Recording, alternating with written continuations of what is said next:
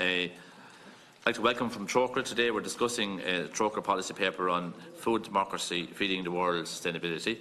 I'd like to welcome from Corcoran Mr. Michael O'Brien, Policy Advisor, Ms. Olivia Moore, Head of Programme, and Mr. Joshua Akaway, sorry now if I got it wrong, Programme Manager, Sustainable Farming Systems, Peelum, Uganda, and to thank you for coming before the committee today to present Corcoran's policy paper on food democracy, feeding towards sustainability, which you were submitted to the committee earlier on. Before I begin, there's the issue of privilege I have to inform you of. Witnesses are protected by absolute privilege in respect to the evidence you give to the committee. However, if you're directed by the committee to cease giving evidence in relation to a particular matter and you continue to do so, you are entitled thereafter to qualified privilege in respect of your evidence. You are directed that only evidence connected with the subject matter of these proceedings is to be given, and you are asked to respect the parliamentary practice to the effect that where possible, you should not criticise or make charges against any person or entity by name in such ways to make him or her identifiable. Members are reminded of long-standing parliamentary practice to the effect that members should not comment on, criticise and make charges against either a person outside the House or an official either by name or in such ways to make him or her identifiable. Mr. O'Brien, I understand you are making the opening statement, please. Thank you, Chair. I'm going to hand to Olive Moore, who's the Head of Programmes in Trócaire, to start the opening statement. No problem. Thank you. Thank you. Great. Sorry, Olive. No worries. Thank you, Chair. So, Chairperson and committee members, thank you very much for inviting Trócaire and Pelham, one of our partners from Uganda, here today to talk with you. This invite follows the publication of Trócaire's policy report, Food Democracy, Feeding the World Sustainably. And this report was published to coincide with last October's conference, Transforming Pathways for Developing Countries' Agriculture, which was organised by IFIAD, the Irish Forum for International Agricultural Development. So Trócaire is a member of the IFIAD Steering Committee, and we were very pleased that the Minister for Agriculture, Food and Marine opened that conference. So I'm going to talk a little bit about and introduce Trócaire's strategic plan and the context that informs our approach and our work on agriculture and food. And our partner, Joshua from Pelham in Uganda, will then speak about their work on agroecology and the evidence of its social equity and the resilience-building properties of agroecology. Yet, despite the huge potential of agroecology approaches, the policy-enabling environment to support agroecology is still very weak. And my colleague, Michael from Trócaire, will close with recommendations for the committee here for the committee to consider, essentially. So our aim as Trócaire is to encourage Ireland, through its engagement with the Rome-based food agencies, the FAO, the IFAD, the World Food Programme, WFP, and through its Overseas Development Assistance Programme, to increase and deepen its engagement and support for agroecology. Trócaire's vision is for a just and peaceful world, where people's dignity is ensured, where rights are respected, where basic needs are met and resources are shared equally, where people have control over their lives, and those in power act for the common good. Our current strategic plan pursues this vision by prioritising three key areas of work: women's empowerment, humanitarian preparedness and response, and resource rights. So under resource rights, we look at and we address the sustainable use and management of natural resources. And in 2010, we had programmes in 10 countries across the globe. So in DRC, Guatemala, Kenya, Malawi, Nicaragua, Pakistan, Rwanda, Sierra Leone, Uganda and Zimbabwe. And these programmes supported poor rural households to become more nutrition secure, to have better economic, social and environmental futures through maintaining and enhancing the natural resource base on which they depend. So the macro environment that we work in currently today, the number of people living in poverty and the number of people who are living with hunger are again rising, and it's a disproportionate number of those are small-scale family farmers globally. These small-scale farmers continue to deliver up to 3/4 of food consumed in a large part in the developing world, yet they're doing so on a declining share of farmland. There's rapid urbanisation happening, and yet with the rapid urbanisation, there's insufficient non-agricultural work. And the resource base has been degraded, undermining farmers' resilience to deal with climate change and the related extreme weather patterns. So Trócaire's agriculture and food interventions are concerned with identifying what agriculture and food approaches are best placed to reconcile responses to these multiple and interconnected challenges of food security, nutritional advocacy, environmental protection and social equity. So with rising hunger and malnutrition, with land degradation, with rapid urbanisation, the climate crisis, these unprecedented levels of biodiversity loss, there's an urgent need to reframe agriculture and food policies to ensure they're adequate to tackling poverty and hunger, to increasing small-scale farmers' resilience to climate change, and to promoting biodiversity. So based on Trócra's own country programme experience and the growing compendium of research that examines these and related issues, our interventions are increasingly based on agroecological approaches, which is what we're here to talk to you about today. In essence, agroecology is about agroecosystems mimicking the biodiversity and functioning of natural ecosystems. So such agricultural systems can be productive, they can be pest resistant, they can be nutrient conserving and resilient to shocks and stresses. And practices include things like integrating trees with livestock and crops, producing food from forests, growing several crops together in one plot, and using locally adapted and genetically diverse crops and livestock. These practices combine local and indigenous knowledge with modern ecological science to generate good yields as well as multifunctional benefits. Across Trócra's programme countries, agroecology practicing adoption is growing, with a wider diversity of food types grown by households been documented. And we're particularly pleased to be joined today by our partner, Pelham, from Uganda, and Joshua Juku. So in Uganda, 17 new communities and 218 mapped their wild food resources and made plans for their protection last year. Thousands more households were accessing water for food production through rainwater harvesting and solar systems, which is all part of our agroecological approaches. So I'm going to hand over to Joshua now to explain a little bit more about this. Thank you. Pelham Uganda has been working since 1995 to improve the lives of smallholder farmers and the sustainability of rural communities through ecological land use management. Working collaboratively with like-minded organizations, we share skills and knowledge about good practices and techniques, undertake research and demonstration projects, and advocate for policies that better support small-scale farmers. Pelham Uganda is also part of a 12-country strong association of civil society organizations in Eastern, Central, and Southern Africa. And our current strategic plan focuses on 3 major areas, which is sustainable farming systems with a specific focus on widely promoting climate-resilient agroecological systems, farm-managed seed systems, traditional and indigenous wild foods, and local innovations in agriculture. We also promote agricultural market development and advocacy towards policymakers at national level and linkages to regional and continental processes for an enabling policy environment which supports smallholder farmers' rights and the advancement of agroecology. Pelham Uganda is one of the 5 partners implementing the 5-year project on securing resource rights for smallholder farmers in eastern and northern Uganda. And Pelham Uganda is providing technical capacity support on agroecology to the 4 local implementing partners who are working with 48,000 smallholder farmers. The project applies participatory approaches such as climate-resilient agroecosystems model, the gender action learning systems methodology to facilitate gender-responsive, inclusive, and sustainable management of natural and agricultural ecosystems in the context of climate change. Pelham is also the new country lead organization for the Ecological Organic Agriculture Initiative, and we are also co-hosting the Eastern Africa Knowledge Hub on organic farming. Agriculture is critical to Uganda's economy and the fast-growing population. The majority of the population live in rural areas and are directly dependent on agriculture for their livelihoods. And agriculture employs approximately 69% of the labor force, 77% of whom are women, mostly residing in the rural areas. However, the sector performance in terms of production and productivity is being negatively impacted by specific challenges, and key among these is soil and land degradation. I'll quote one of the studies by International Fertilizer Development Center, which states that Uganda is one of the countries in sub-Saharan Africa with the highest rate of soil degradation, leading to a loss of about 12% of our GDP. And the ambitions to transform the agriculture sector from a largely subsistence to a more commercially oriented agriculture largely fail to recognize the shortcomings of this approach in terms of delivering inclusive socio-economic development, especially for poor smallholder farmers, or strengthening their resilience to the growing challenges related to climate change. Other negative linkages relate to the practice of commercial agriculture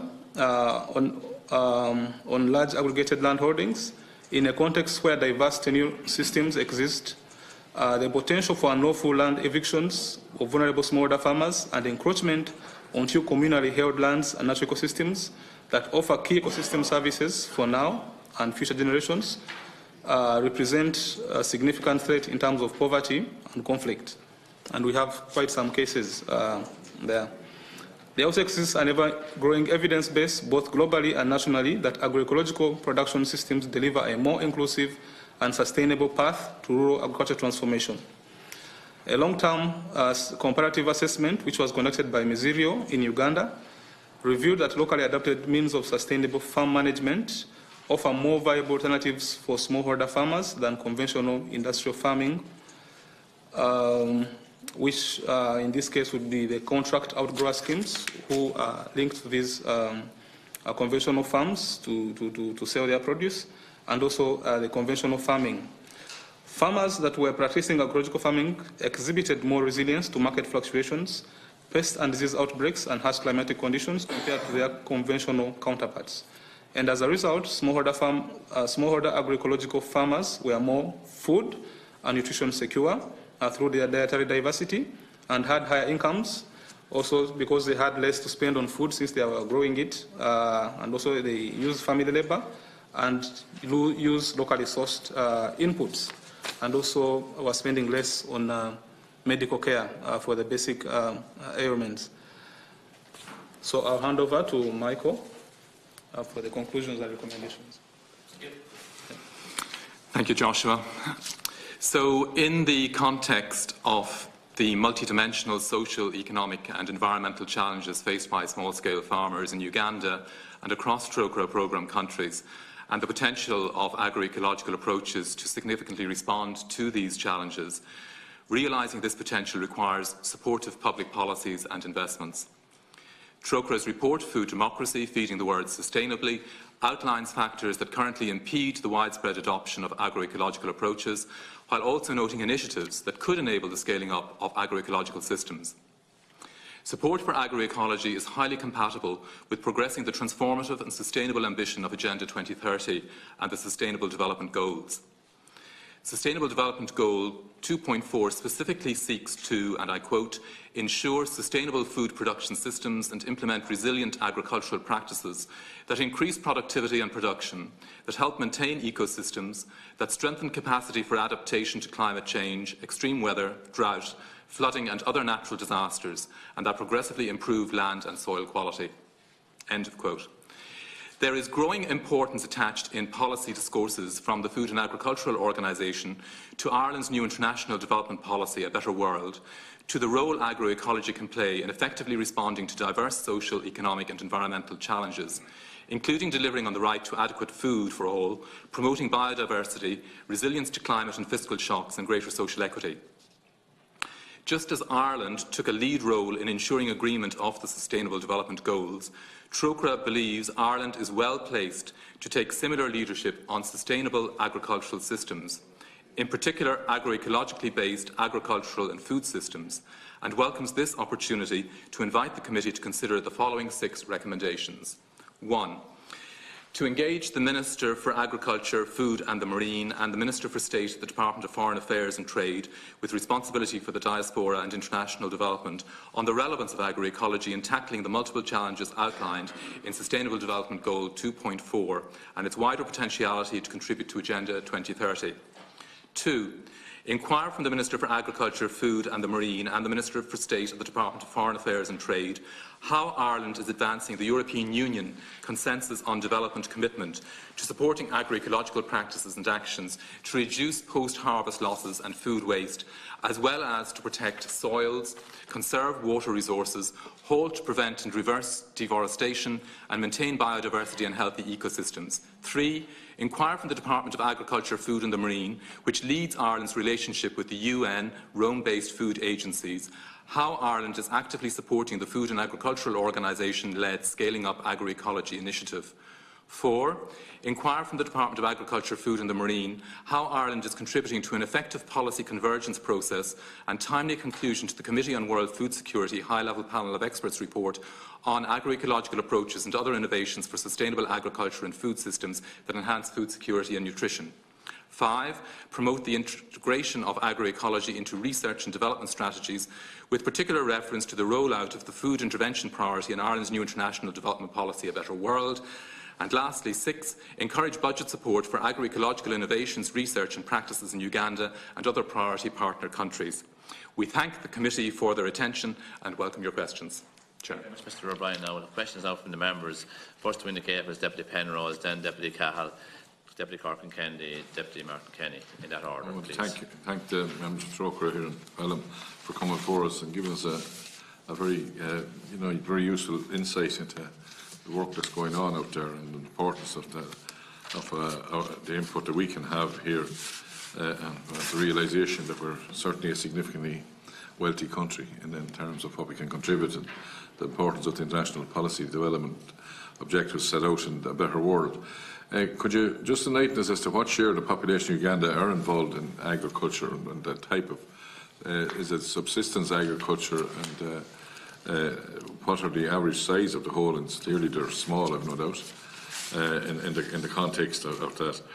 And agroecology is, it certainly is something that we would be very familiar with in terms of it's a reversion back into the old system of working with nature as well to ensure that some of the challenges are overcome, developing resistant products and various things like that, and pest resistant various products that are pest resistant and are disease outbreak resistant and things like that. So in that regard, in relation to the help that can be given to achieve the agroecological practices that are set out, the actions to reduce various things, what other things can be given?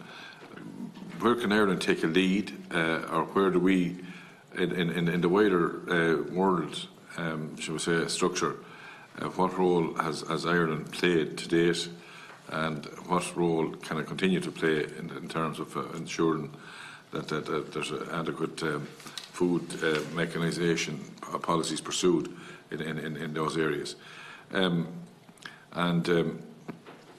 What level of, in terms of the world's input into this area, what level of resources, both, I suppose, monetary and physical and, shall we say, technical, are being given to assist in this regard? Because obviously, I mean, we all know about the natural disasters, but what can be done to intervene to try and prevent further disasters, that be in the drought or flooding area? What can our expertise in terms of both mechanical and technical and other areas be utilised? Where can we fit in relation to any programme that you might be designing to assist to achieve very worthy and important objectives? Again, I'd like to thank Corcoran and the representatives for their presentation. And I suppose, just like Deputy Penrose, I would like a bit more information as regards what kind of agriculture is going ahead in Uganda. And there's frequent references here to small-scale family farmers in the presentation by the three individuals. Is there commercial farming in Uganda, or are all the farmers in Uganda on a small-scale family farm structure? And there's just one bullet point here. The number of people living in hunger is again rising, and there's portions of whom are small-scale family farmers. And is that because they're selling what they produce to pay bills? Usually, unless there's a famine in a country, farmers would be able to feed their families at the very least. And why would family farmers be descending into the hunger trap?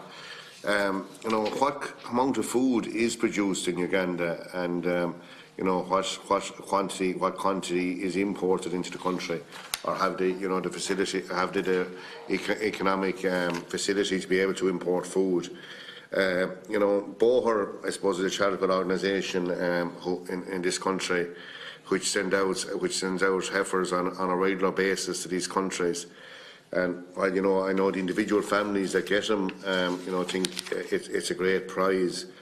But has that initiative been able to be expanded, you know, to develop a dairy industry in Uganda to help to feed ourselves, or you know, is it just it's just a once-off that heifer is given there and it's used to feed just their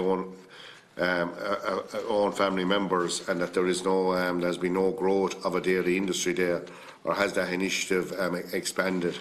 So I suppose, you know, I have a serious lack in knowledge of the agricultural structure in Uganda, and obviously, you know, the poverty there is an extreme worry. But you know, the objectives that are proposed at the end, you know, are welcome objectives. But I would like a little more background into, you know, is there, as I said, you know, I think there was 48,000 mentioned there somewhere in the report of working on various projects. How many smallholder farmers are there in Uganda? And I said, is there any commercial farming activity there? And what kind of quantities is produced? And how much of a shortfall is there in the food production that they need to import into the country if they had the wherewithal to purchase? Deputy Corcoran Kennedy. Thank you very much, Chair. And thank you all for coming in here this afternoon and making us your presentation. I just have a question in relation to the fact that 77% of agricultural employees are women. And I'm wondering what the reason for that is. Have a lot of the men migrated, or are they in other roles in the area? You're talking about the highest rate of soil degradation in sub-Saharan Africa, and I was just wondering what the reason for that is. Is it desertification that's happening as a result of climate change, or are there other factors at play there? The agroecology, when I read what you're saying it sounds quite like permaculture. Is that the kind of style of production that you're looking at there, which, well, I'm not an expert on it, but I think it sounds like it to me anyway, and you might explain if I'm right or wrong on that.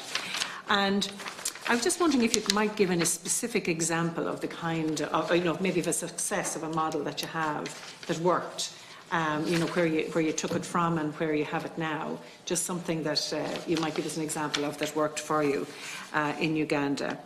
And I suppose, you know, as a small, an island nation, a small country ourselves, but at the same time a very well developed and, you know, a rich country. You know, we do have responsibilities ourselves in terms of our climate responsibilities, and I suppose hearing from yourselves is timely, really, in terms of the fact that, you know, Uganda as a developing country has been negatively impacted by the success of the developed world in terms of the greenhouse gas emissions and all of the rest of it. So it is something that we have to be more aware of, I think, and it is something that I think is becoming really part of the national conversation at this stage. So I suppose that's just an observation, but I suppose it would be helpful if you might just answer those few questions. Thank you. Deputy Kenny. Thank you, Chairman. I'd like to thank all of you for your presentation. It's very interesting. A couple of things I was just striking me there in respect of it, and particularly your document, Transforming Pathways to Developing for Developing Countries Agriculture. The notion of it seems to me that really what you're talking about is stepping away from the conventional drive, which is towards a more industrialised type agriculture, and going back to probably a low intensity, higher nature sort of farming, which is probably what CAP and other things is trying to make us do in this country as well. So it's quite ironic that, you know, for the last 40 or more years, Ireland and many other countries in the developed world have pushed this thing of high intensity and pushing up production and all of that. And as countries develop and economies develop, it seems to me that agriculture becomes less and less important.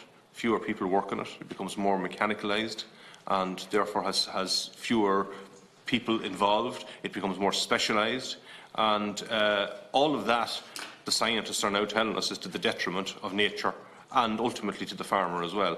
So really, it's about catching that in time. And one of the issues that I just like to get a little bit of clarity on is in regard to Uganda or Africa in general.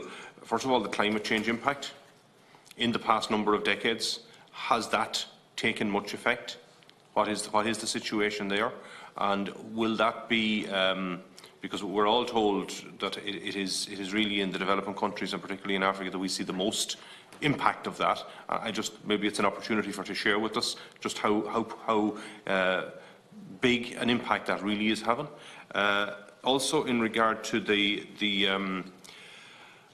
industries involved, you know, the Bayers and the Monsantos and the big companies of the world who always work from the prospect of selling more of their seed and of their fertilizers and of their sprays and their products to get farmers and get more farmers into the what some may see an opportunity or others may say a trap of ending up becoming very large providers of cash crops, which ultimately, you know, are open to crashes and end up that you have a good income for a number of years and then you have nothing for a number of years. And you know that it's the instability of all of that is something I'd be interested in, because really what you seem to be saying here is that you're trying to get away from that and go back in a different direction.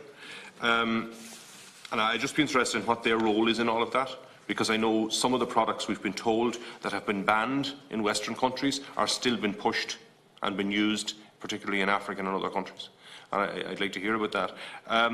One of the things that always strikes me when I think of Africa, and it's something that very few people realise, is the size of Africa.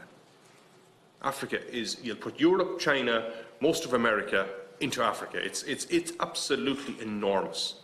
And the scale and the size of it is something that seems to be at a loss for most of us in other parts of the world. And I firmly believe that Africa has more than the capacity to feed itself. It's just poorly organised.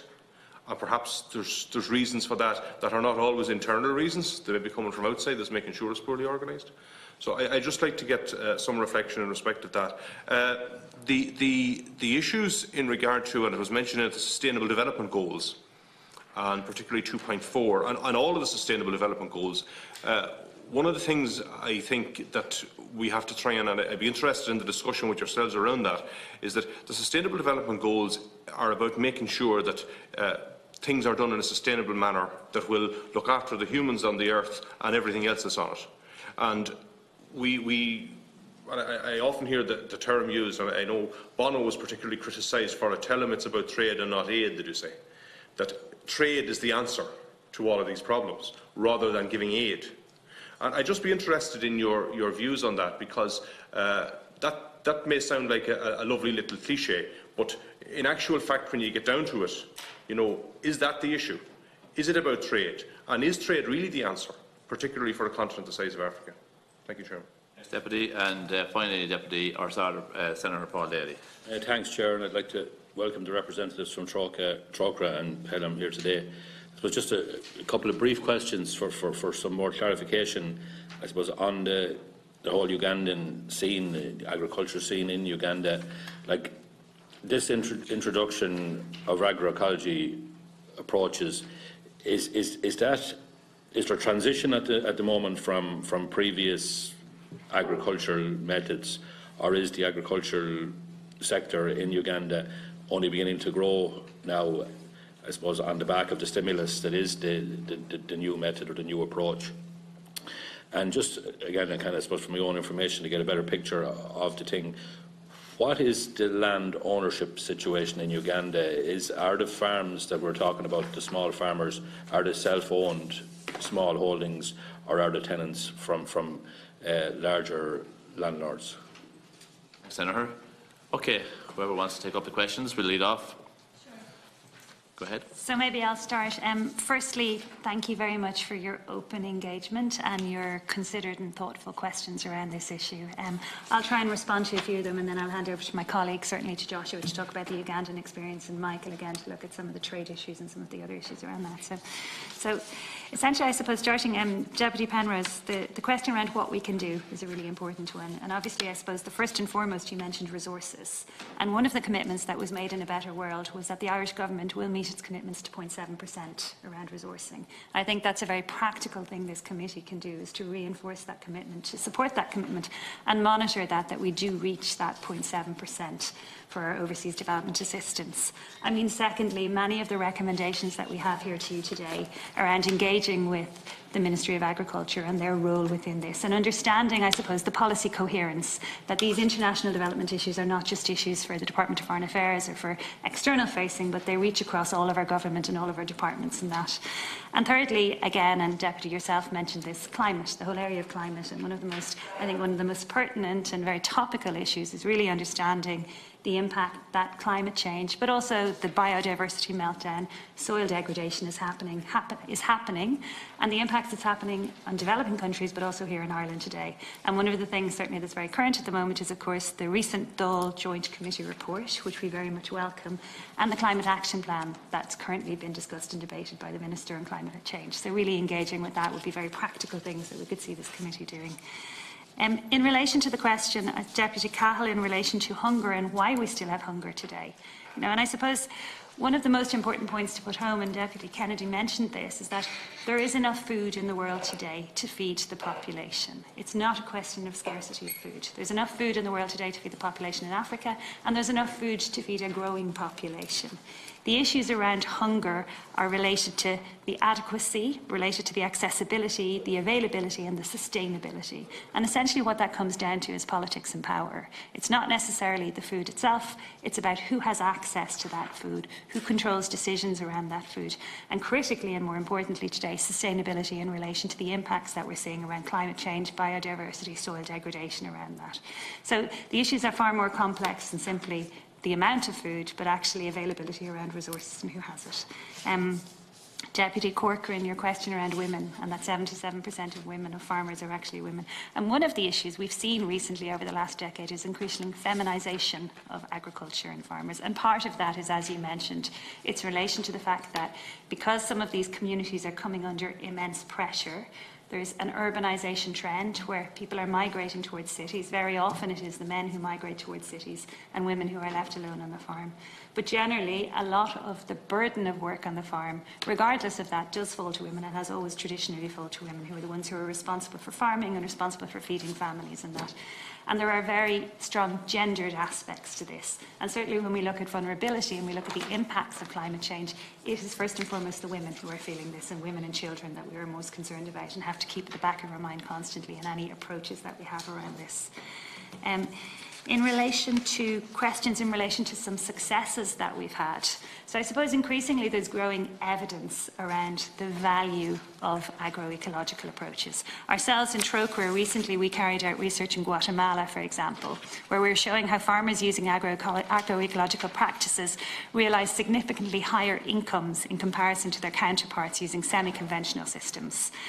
The outcome we found related to a number of factors, including the attainment of comparable yields in crops such as maize, but without a reliance on expensive artificial inputs.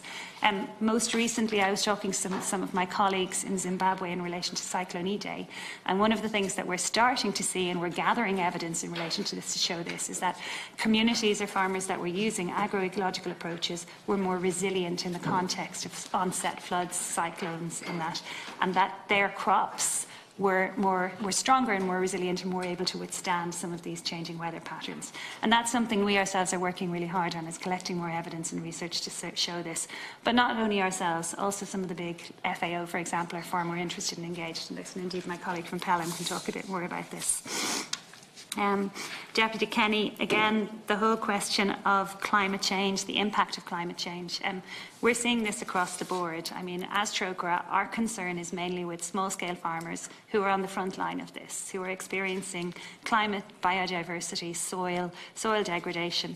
And these farmers are the farmers who are in the front line of experiencing the detrimental effects, and at the same time, those who were least responsible for causing this. And it's playing out in many, many different ways across communities, where livelihoods are being eroded, where migration, forced economic migration, is forced on communities, where food security is at risk, where crops are failing, where weather patterns that traditionally people would rely on are now entirely unpredictable. I've sat with farmers where they've told me that the rains haven't come, and when the rains eventually come, they come so heavy that they cause floods and they wipe out entire crops. So essentially families going hungry, but then the impact that that has on that family's ability to have any excess money for health, for education for their children and that. And not just families and individuals, but whole communities, that the whole social fabric of communities are being decimated because they don't have the resilience or they're not able to withstand these huge stresses that are being put on them. And again, my colleague Joshua can talk to that a little bit more around the impact. But maybe I'll hand over to Joshua to talk a bit more about, I know there's quite a few questions, particularly about Uganda, and then Michael might have a few more others to add to that. But... Thanks very much. Joshua. All right. Thank you very much for the opportunities. I'll start with the part of Uganda that is practicing agriculture. This was broadly highlighted. Uganda is predominantly an agricultural nation. All of us are born farmers, I would say. All of us, at least, everyone is linked to farming. You know, your parent is a farmer. So about 66% are deriving their livelihood directly, and like we've said, majority are women. Most of the agriculture in Uganda would be regarded as family agriculture. It is largely practiced by members of the family. Commercial agriculture, we have also incident cases of commercial agriculture where it has existed in some regions for quite a long time. But what is actually interesting is that, for example, we've had plantations of sugarcane in the eastern part of the country for quite a long time. But what is interesting is that the poverty levels in those regions are among the highest, where we've had plantation agriculture, but also we've had a lot of pressures on natural ecosystems. Wetlands have been destroyed, forests are being cut and are being given away right now. There are several cases of forests being cut and given away. So in terms of transforming agriculture, it really gives a question as to whether this is the approach that we need to take moving agriculture forward. So yes, there is commercial agriculture, and part of the food that is produced is largely consumed at home, but also the other part is sold, and that is how the people are able to sustain themselves.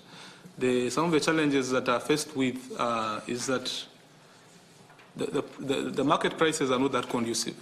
So you find that the prices of seed, for example, for hybrid maize, and the price of the yield, when let's say when the yield is really good, then the prices are really going to fall that farmers won't even afford buying seed for the next season. And then in cases where we have programs where government is giving out inputs, like now they've been giving out a lot of maize, hybrid maize.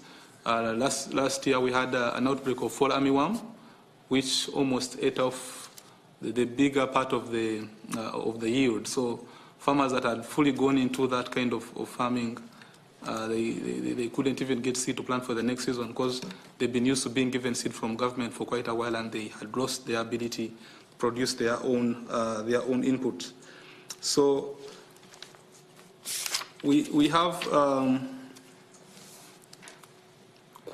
will also comment on the issue of the women. And what is the situation on the ground? Why are there more women? As agriculture becomes more unpredictable, I would say men, because of the social, the roles that are given to women to always provide for the food, so men would move out, go and look for other opportunities, but women don't have that opportunity in most cases, so they have to stick around to feed their families. And so climate change is also increasing this trend more, because and also as the men go, they also tend into going into other practices that are really not environmentally friendly. One of them, for example, would be charcoal burning. I don't know if charcoal is something. Okay, it's fuel energy. It's using biomass. So they would go into that kind of enterprises, and also kind of increasing the land degradation trends, because they can no longer really rely on agriculture in such uncertain in such and certain times. So, and that is, my colleague has talked about why degradation is so high. Partly it's because of that. You find that the patterns have changed so much. So, like we've missed a couple of seasons where farmers traditionally were used to, growing crops in a certain season, but now things have changed a lot. Rains would intensify all of a sudden. So you have a heavy downpour. It will definitely have a toll on the, cause erosion. It will destroy crops and sometimes property. And then also the rate at which the natural cover is being destroyed, so that now there is nothing holding the soil together. So when the rains come and when all that, then agents of erosion take their course. I will comment about whether agroecology is more like permaculture. Yes, I would say permaculture is a system within agroecology. It's basically a way in which you can design your system to mimic nature in a way. So yeah, there is a very strong relationship, though that agroecology is much broader. It's not only looking at the science, it's looking at the social aspects that cause things to be the way they are, and also in being able to organize farmers into a strong movement that can be able to change and influence things to be able to have a rightful position in the food systems.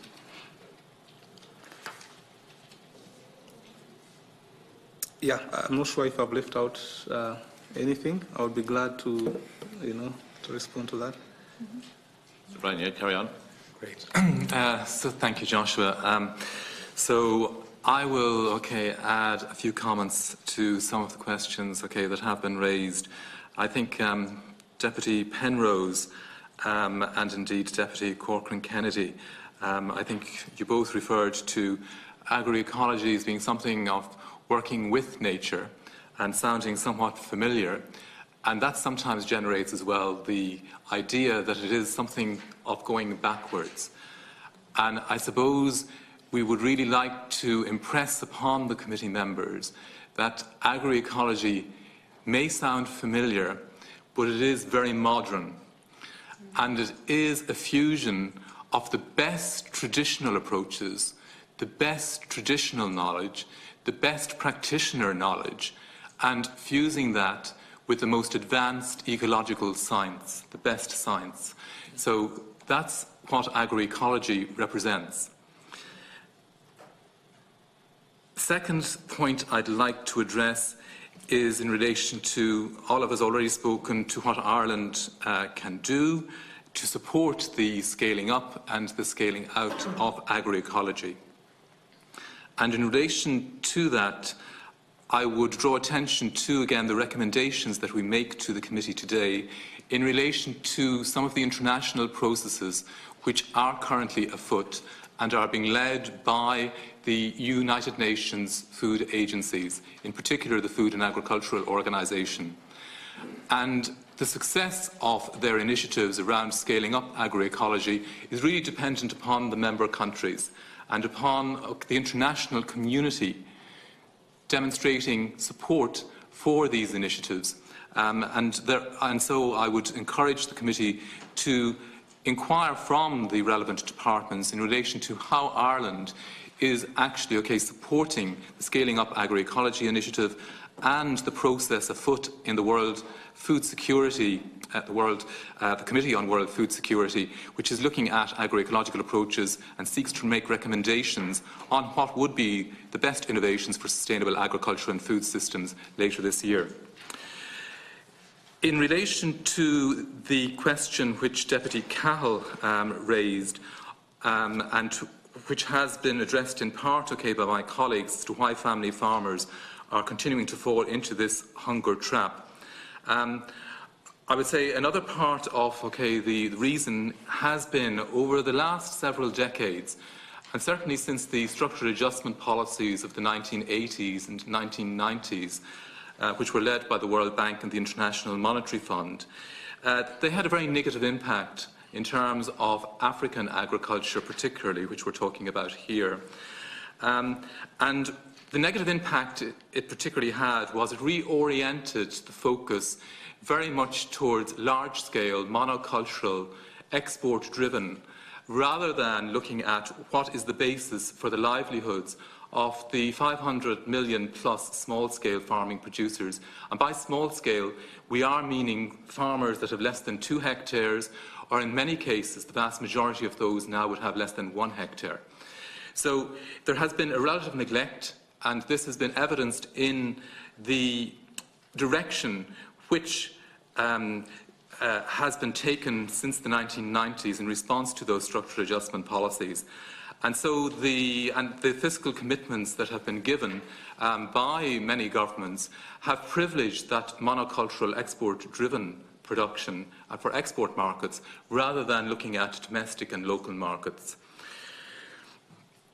So I think that requires a revisiting of trade policies, investment policies, and looking to trade policies that really support access to local markets, competitiveness of small-scale farmers in those local markets and in national markets and regional markets, and not the same emphasis on international markets. In terms of the question on the feminisation of agriculture that Deputy Corcoran Kennedy raised, and which also has been responded to, another related dimension to this, which raises the importance of agroecology, is that though there is very significant migration to urban environments, those urban environments are failing to create the employment opportunities for very many of those that go. And so the Food and Agricultural Organisation is highlighting that there isn't commensurate employment generation.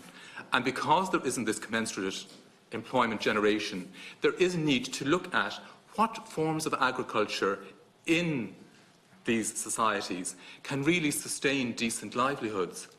And they are saying there is opportunity in agroecology to really create a lot more, because it is more labour-intensive than capital-intensive, and there really is an opportunity to create quality jobs both on-farm and off-farm in terms of the rural economy. You also asked about, and Joshua responded in relation to the difference or the similarities between permaculture and agroecology, and as Joshua has said, there are significant similarities in relation to permaculture, organic farming and agroecology in terms of the specific practices. There are, though, perhaps, 3 distinguishing features to agroecology. The first of those is in that co-creation of knowledge, so that emphasis in relation to the best of indigenous farmer knowledge being fused with the best of ecological scientific knowledge. The second is the linkages that perhaps are made with more local markets. So it is putting the focus on local markets, circular economies, rather than long-distant value chains that are focused on meeting the needs of international markets. And I suppose, thirdly, it is really looking at meeting the food and nutritional needs of the households themselves and the local communities. The last one I will come to, I think, was Deputy Kenny's questions in relation to the Sustainable Development Goals and the relevance of agroecology to those. And I would draw the Deputy's attention to the Food and Agricultural Organisation's Scaling Up Agroecology Initiative, Transforming Food and Agricultural Systems in Support of the Sustainable Development Goals. And we are being joined tomorrow, Trocra and Pelham are being joined by the Food and Agricultural Organisation in a policy roundtable, which all the members here would have received invitations to attend, dealing with this specific topic. And it shows, that agroecology is relevant to virtually all of the Sustainable Development Goals. It also, I think, is highly relevant to the report that we saw published last week on biodiversity, and the Global Assessment Report on Biodiversity and Ecosystem Services by the Intergovernmental Science Policy Platform on Biodiversity and Ecosystem Services, which has the equivalent status to the IPCC work in relation to climate change and climate action, the 1.5 degree report. It has, I think, really underlined the urgency of the biodiversity loss and the threat that that represents. And in terms of the Sustainable Development Goals, it specifically tells us that progress towards 80%, that is 35 of 44, of the assessed targets of the Sustainable Development Goals related to poverty, hunger, health, water, cities, climate, oceans and land. These will not be met if we don't address the biodiversity challenge. And agroecology is all about diversity. It's all about moving away from monocultures and towards a system that builds nutritious, sustainable food systems. So I think, I'll stop there, Chair. Thank you. Thank you very much. I think we've addressed all the questions at this stage. I think members are all happy. Okay. Thank you very much for your... Sorry, Senator. I'm sorry, if that's okay. Yeah, sure. Can I ask just two brief questions? And sorry, I no problem. caught in the Sorry, shadow. I missed you there. Sorry. Yeah, sorry, Chairman. Just briefly, to the witnesses. Last week we had, for Europe Day, we had Dr. Sinead McCarthy from Chagaskin, and we obviously discussed food, and part of that is the whole issue of climate action, carbon emissions, and the contention that we need to get more of our protein from plant. And at the moment, and Dr. McCarthy agreed, or it was my own observation, that when you go into a supermarket, you're seeing the beans, the lentils, whatever they are, they're all imported.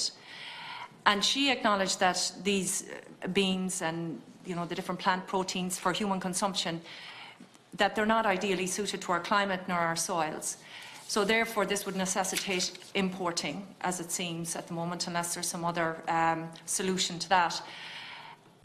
My understanding is, say, lands in the tropics, and particularly in developing countries, are probably more suited to that. So is there not a conflict there in terms of policy that needs to be addressed, or how has it been teased out as people are being driven or asked to, and I suppose the classic thing is, and I know some of my colleagues give the example, eat an avocado, but what's the air miles on an avocado, So just the interplay between people who are producing food, who are maybe at more subsistence level, and us, thinking we're doing well for the planet, or some would suggest eating more plant-based protein, and how that all looks in the round.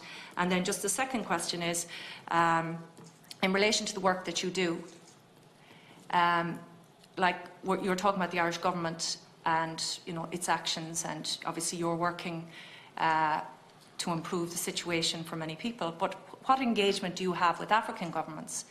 And is it that they just allow you to do your work, or do they implement programs that you're suggesting? Do they co-fund it?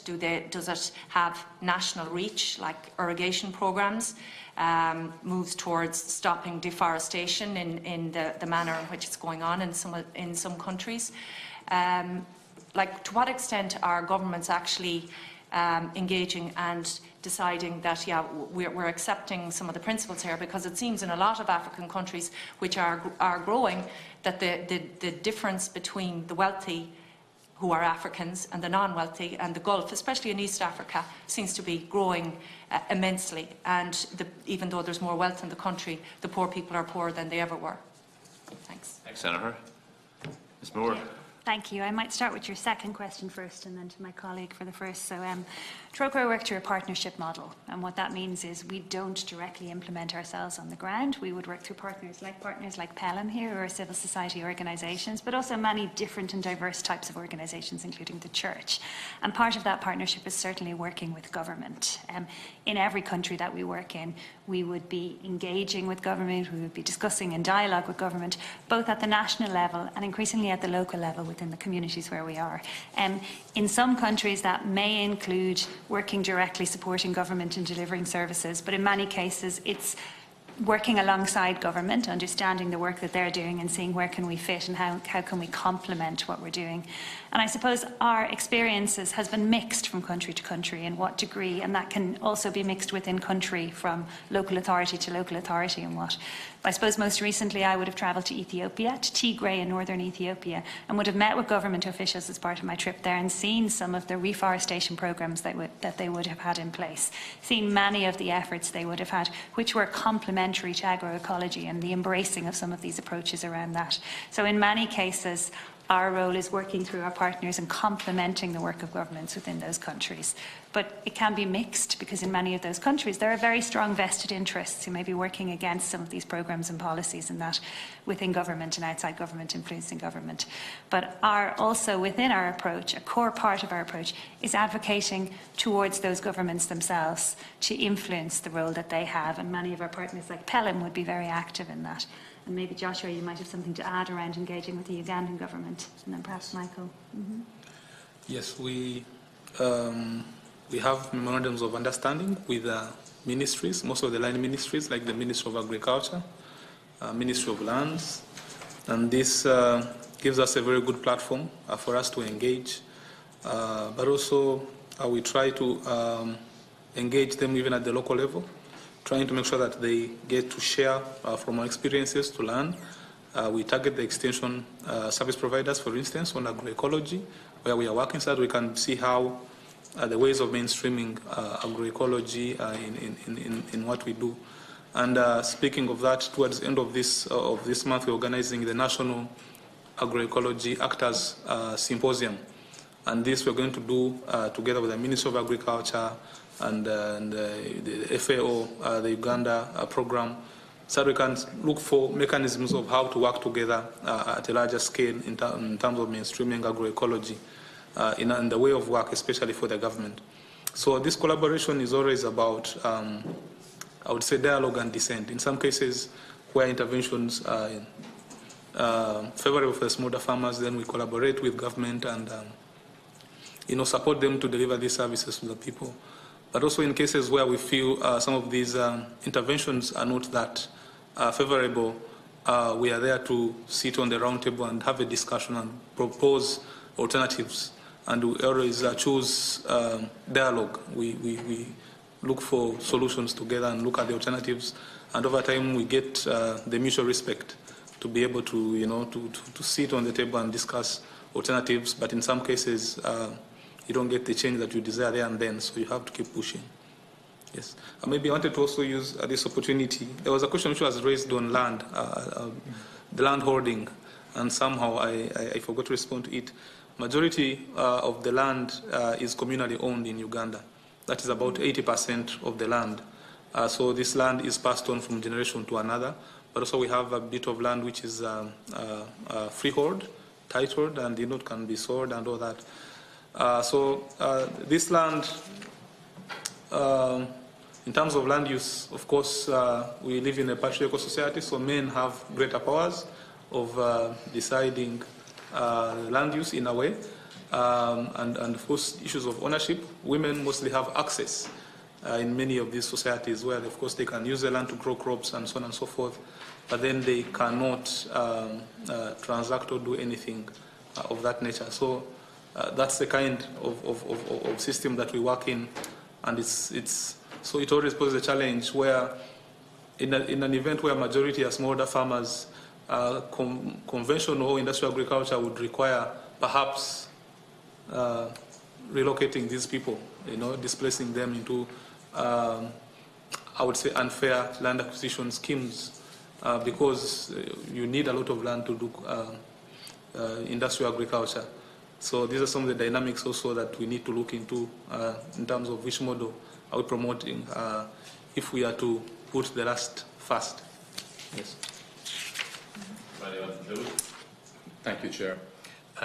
Just to take up, the second question that Senator Mulherin, was raising in relation to the importance of, I suppose, more diversified diets, including more plant, vegetables, which was spoken about here recently, and that very much rhymes with, the international scientific evidence and advice, that is increasingly coming to the fore. And I think this year, the Senator, you're probably familiar with the significant debate that has surrounded the Eat Lancet Commission's report on healthy diets, which is calling for more balanced diets. And Trócaire would certainly endorse the importance of more balanced diets for achieving health, nutrition security, food security, as well as social equity and environmental sustainability. And looking globally, with the rising numbers of people living in hunger, alongside that, we see the increasing numbers that are living with malnutrition, both in developed and in developing countries. So, in order to address that, we do need to look at transformation in some of what we are doing in the agricultural and food system. And biodiversity is a key dimension to that. And so having more biodiverse production, where Ireland, would be in a position to, I think, grow more fruit and vegetables that are conducive to this climate. So we wouldn't need to be importing so many carrots or onions, which could be grown here. And similarly, there should be a concentration in developing countries around that diverse fruits and vegetables which are conducive to the climatic conditions which are pertaining in those environments. And through that, we believe, we would be supporting the ecosystems and the ecosystem services that are at the very base of ensuring agriculture continues in a healthy condition, both here and globally. And those services around provisioning, around food security, around regulating, so addressing health, addressing climate regulation, as well as the cultural and spiritual value that's associated with food. And the supporting services, ensuring the natural habitats are retained and ensuring the soils remain healthy. And this is why agroecology is very much coming to the fore as something actually which ticks all of those boxes. That wasn't really my question, with respect. What I'm saying is that it became obvious during the discussion that we're not so well suited. I'm talking about protein we get from plants, from beans. I'm not talking about fruit and veg or anything like that, because the debate is around where we get our protein from. And in fact, the doctor from Teagasc outlined that we're well suited to get protein from dairy and beef with our pasture and all the rest, and that we have some challenges in relation to growing protein, plant-based protein.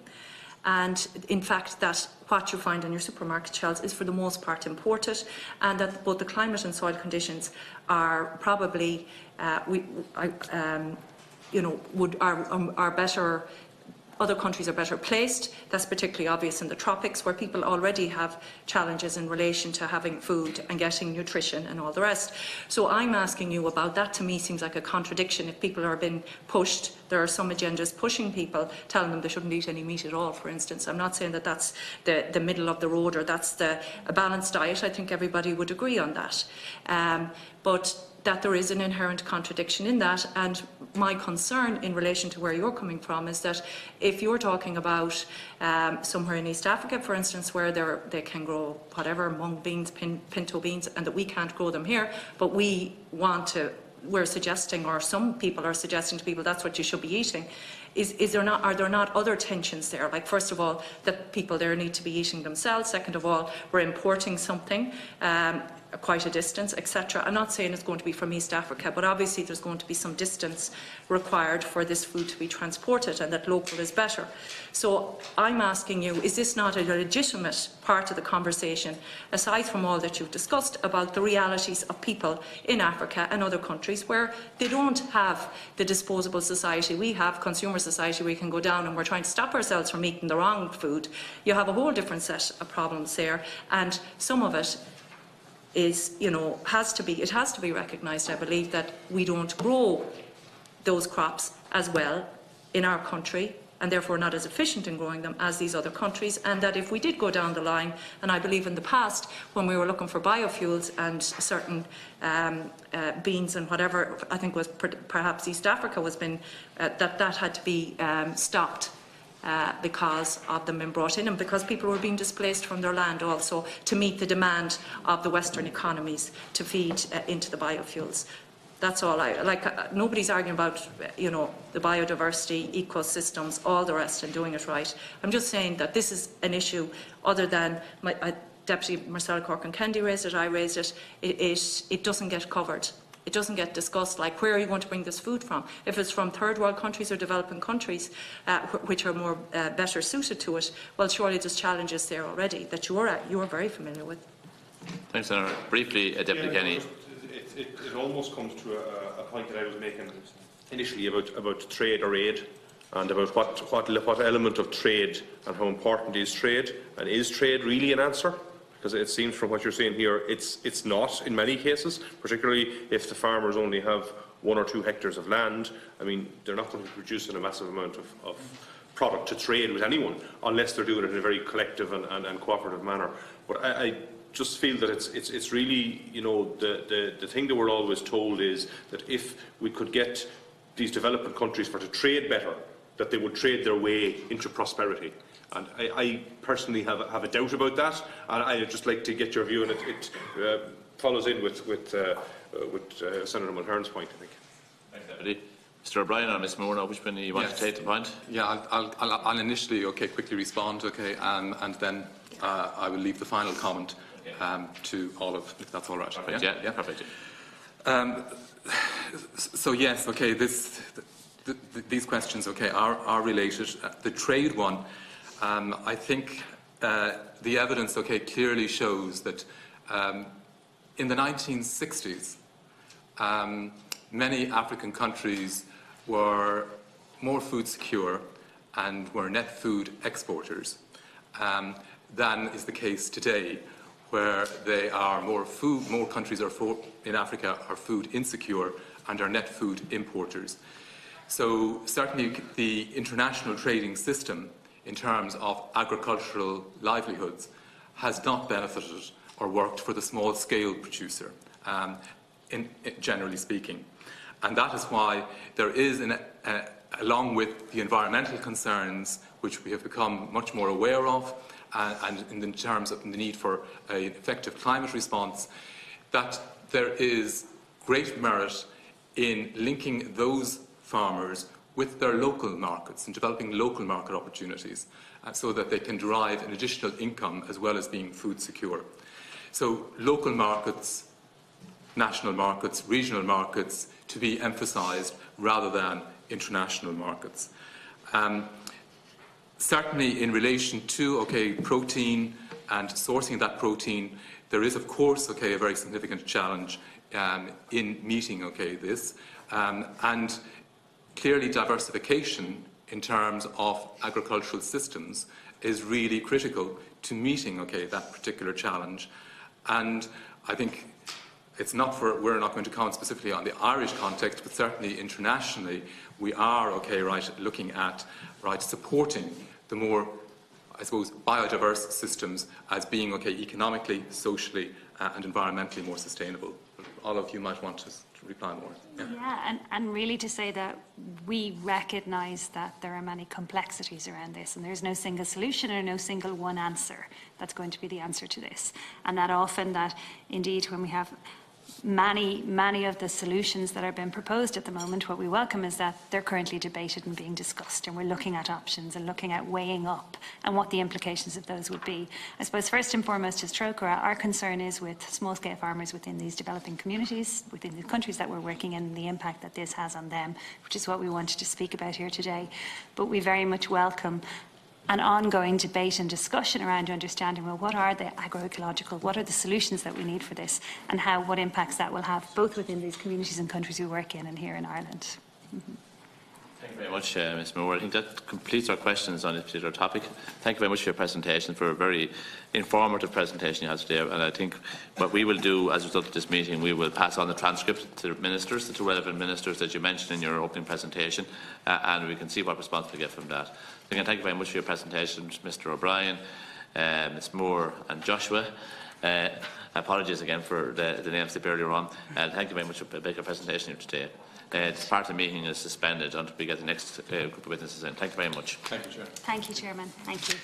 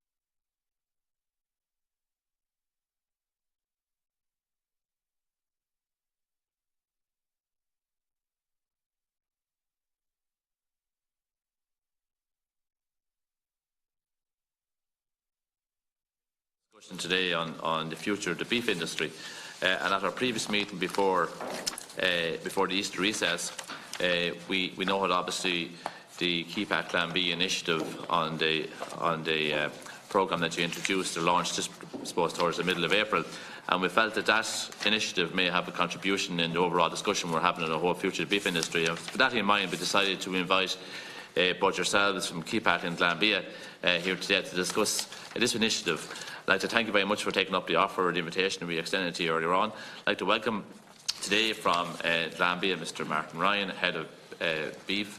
From Glanbia, Mr Martin Ryan, and the Head of Beef from Keepack, Mr Mick O'Dowd, Agri-Development Manager, and also Mr Jonathan Ford from Keepack and Mr Pat O'Keefe from Glanbia, Ireland. As you're aware, the committee, as I said, is currently undertaking this particular initiative as regards the future of the beef industry, and as you know, it's a fairly topical issue right around the country at the moment, and we feel that this committee is a part to play in that regard as well. So before we begin, I have to bring to your attention that the issue of privilege and witnesses are protected by absolute privilege in respect to the evidence you to give to the committee. However, if you are directed by the committee to cease giving evidence in relation to a particular matter and you continue to do so, you are entitled thereafter to qualify a privilege in respect of your evidence. You are directed that only evidence connected with the subject matter of these proceedings to be given. You are asked to respect the parliamentary practice to the effect of where possible. You should not criticise or make charges against any person or entity by name in such way as to make him or her identifiable. Members are reminded of long-standing parliamentary practice to the effect that members should not comment on, criticise and make charges against either a person outside the House or an official either by name in such way as to make him or her identifiable. Mr Ryan, I now invite you to make your opening statement, please. I understand Mr O'Dowd will also make a contribution. Is that correct? Correct, that's correct. You know on time. Thank you. Good afternoon, Chairman, members of the committee. Thank you for inviting us here, and I'd like to thank you for the opportunity to contribute to your deliberations on the future of the beef sector. Both Glanbia Ireland and Keepack are delighted to share details with the committee of our collaborative innovation for the calf to beef production called the 2020 Club. Both companies have worked together to develop a solution that will bring certainty for families involved in the production of beef calves in response to trends in the national herd. This new innovation was built with the benefit of Glanbia's experience in terms of fixed milk price schemes, low-cost finance products such as Milkflex and Fund Equip, and with Keepack's track record in developing clubs such as the KK Club and the Angus Producers Group. The 2020 Club affords members a guaranteed market for their heifers and steers from the time they enter them in the club, through a guaranteed pricing formula that will apply at the time of slaughter.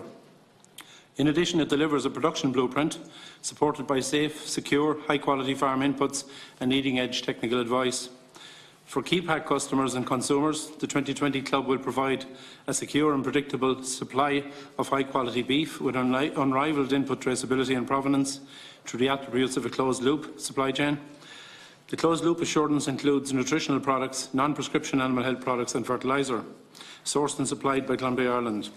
From a consumer perspective, this provides absolute traceability around key inputs and is the genesis of our ability to pay a very significant club premium.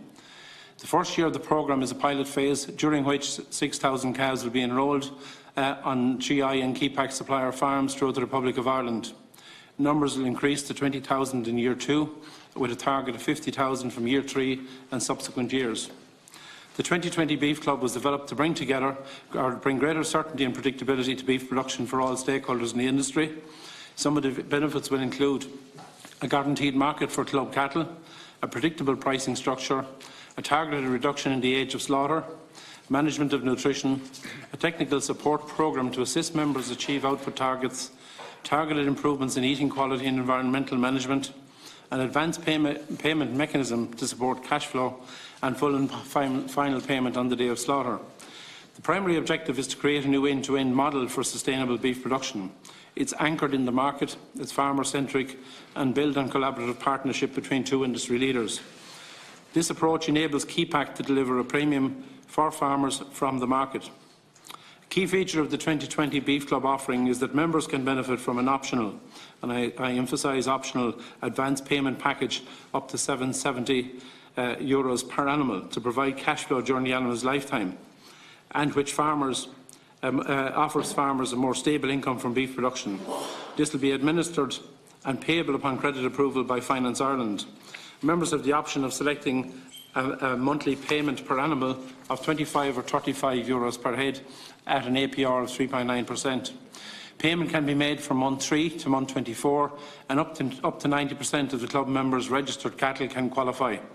During the pilot phase, the advance payment package is supported by Glanbia Co-op, and it's the intention to offer that finance package to all credit-approved members after the pilot phase is completed. Now I'll hand you over to continue with the statement. Thank you very much. The 2020 Beef Club will be open to dairy farmers, beef finishers or suckler farmers rearing dairy calves sourced from the Glanbia herd and supplying Keepack with finished animals. Glanbia Ireland and Keepack staff will work together and will provide technical farm support to members as the programme develops. This will involve leading-edge advice on breeding, nutrition, animal health and welfare, grassland management and slaughter preparation. A key target for the club is sustainability, with an ambition to become world-leading on environmental standards. It focuses strongly on leveraging science and technology, including genomics, genetic evaluations and greenhouse gas reduction. Eligible calves must have a known sire recorded on the AIMS registration system from 2020. Stock bulls must be pedigree registered and genotyped. 10% of calves entering the programme must be genotyped to verify breed and parentage.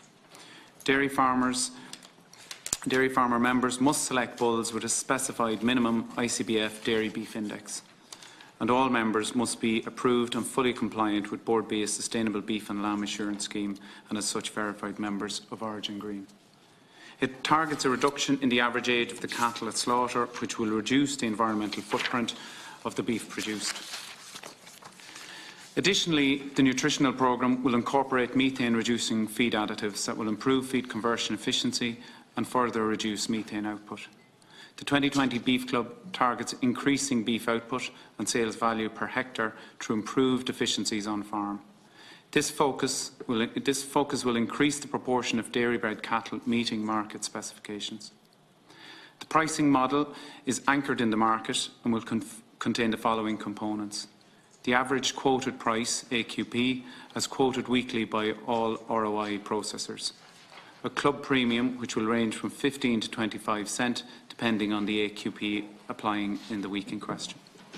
A club protocol bonus, 12 cents, will be paid on all cattle, regardless of grade, meeting the carcass weight specification of 280 to 360 in the first 2 years of the programme.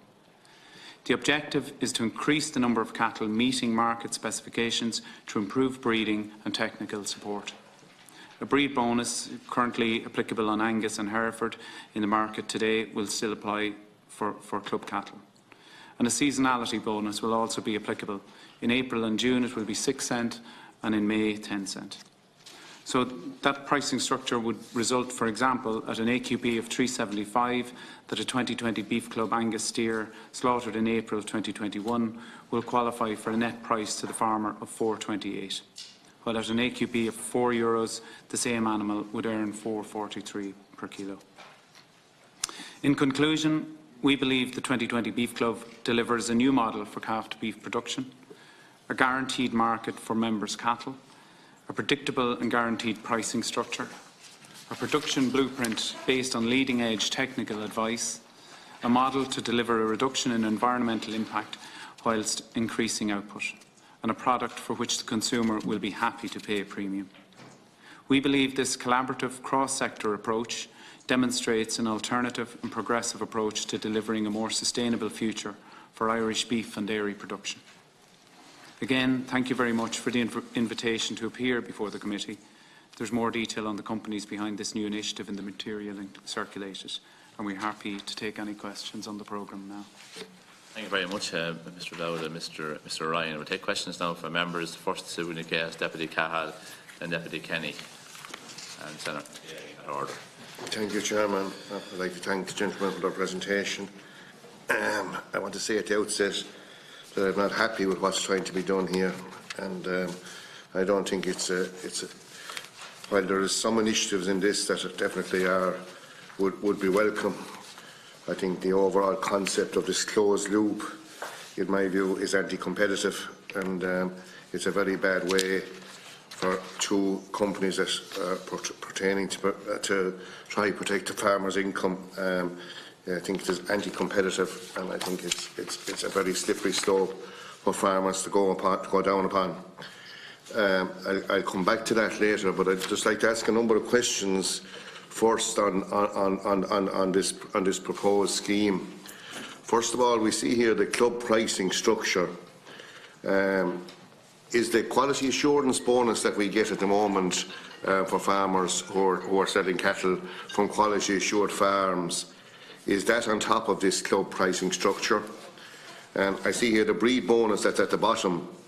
At the moment we have our Hereford schemes and Aberdeen Angus schemes where a bonus is paid, and it varies depending on the time of the year. Does this bonus now, is this bonus going to, is this, you know, is that replacing the Hereford and Angus schemes we have there at the moment, and is it incorporating Frisian cattle? Will Frisian cattle qualify for that bonus as well? The seasonality bonus that I see there, you know, Aberdeen Angus and Hereford schemes in the past that have been operating have offered far more incentive seasonality bonuses than what's offered there. And just, you know, I just see on the other thing, base price for typical club cattle. I have the misfortune of being one of those farmers that finish cattle out of Frisian cows, and I can tell you our equals or our minus aren't typical cattle that you produce. If I saw an R on a classification sheet now, I'd reckon there was a mistake made in the grading, because they're as scarce as hen's teeth. So to be reducing a table for us with our equals or our minus for cattle that are going to be coming from the dairy herd, I think is ingenuous. So I'd like to, our O minus now qualifying on this pricing structure. That's one of the first questions I'd ask, because on the quality assurance scheme, they don't.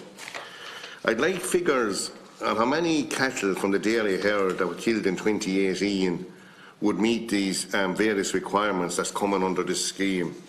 First of all, the carcass weights that, you know, are envisaged. And if you produced an Aberdeen Angus heifers to try to get them to the carcass weights that's there, I would think the percentage that meet them would be extremely small. But I'd like to know how many cattle that came from the dairy herd last year that were slaughtered, which, when you take the weight restrictions, age and grade, how many of them would qualify?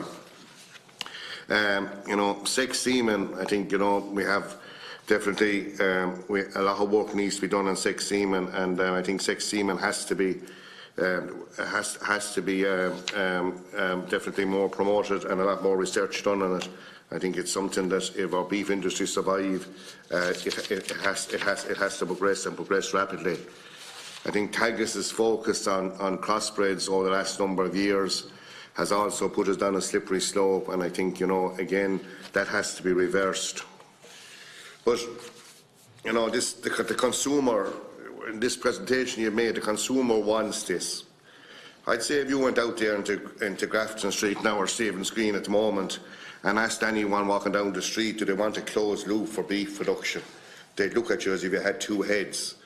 This thing, you know, telling us the consumer wants a closed loop for beef production. To me, that's incredulous in the extreme, and I think it is ingenuous to be trying to tell us here that the consumer wants this closed loop for the production of beef, and that the consumer will pay a premium for it.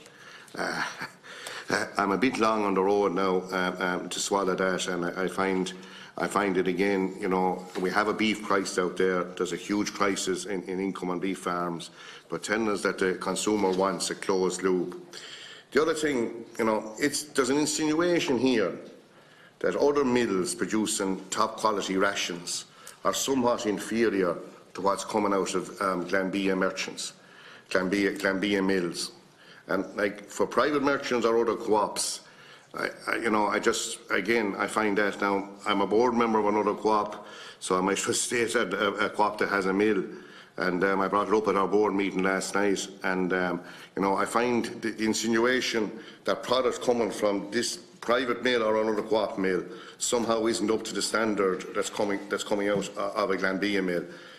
While it's not stated directly here, the insinuation is there.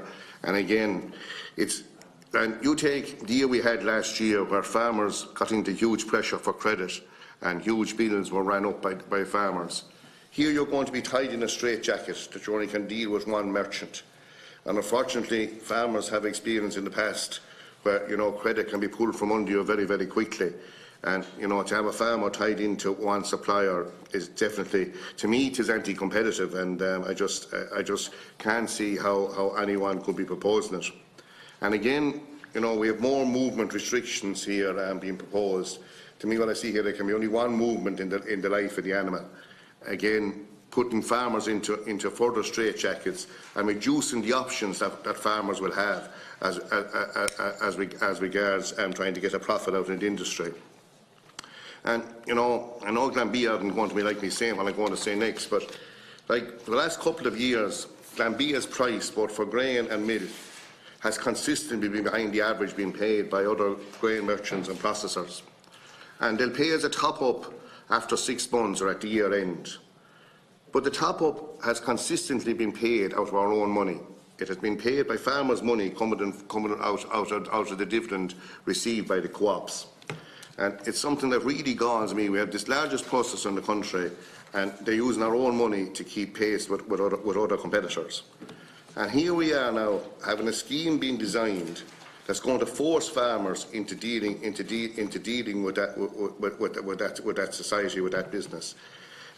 Like what I said, we have to change, and our beef industry has to change, and there's huge changes needed. And I think, in the discussions here on the beef industry, I've been at the forefront to realising that what we have here just can't continue.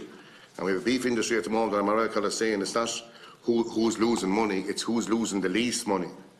And, while this, I welcome, the idea of promoting calf-to-beef systems, and I think it's something that's needed. But the straitjacket that farmers are trying to be put into here, to me, is wrong.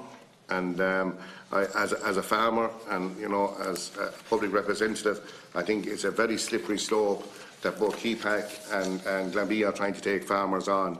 And, while at first glance that club pricing structure looks very attractive, when we see what's there in the marketplace at the moment, I think it takes a lot of the gloss off of it. And I'd say at the end of the day, when you'll be killing cattle coming from the dairy herd, the percentage of them that would meet those age or weight requirements would be very small indeed. So, this was announced with a fanfare a couple of weeks ago, and I was surprised with the amount of silence there was by different organisations to it, and the lack of critical analysis there was of the scheme. And while obviously getting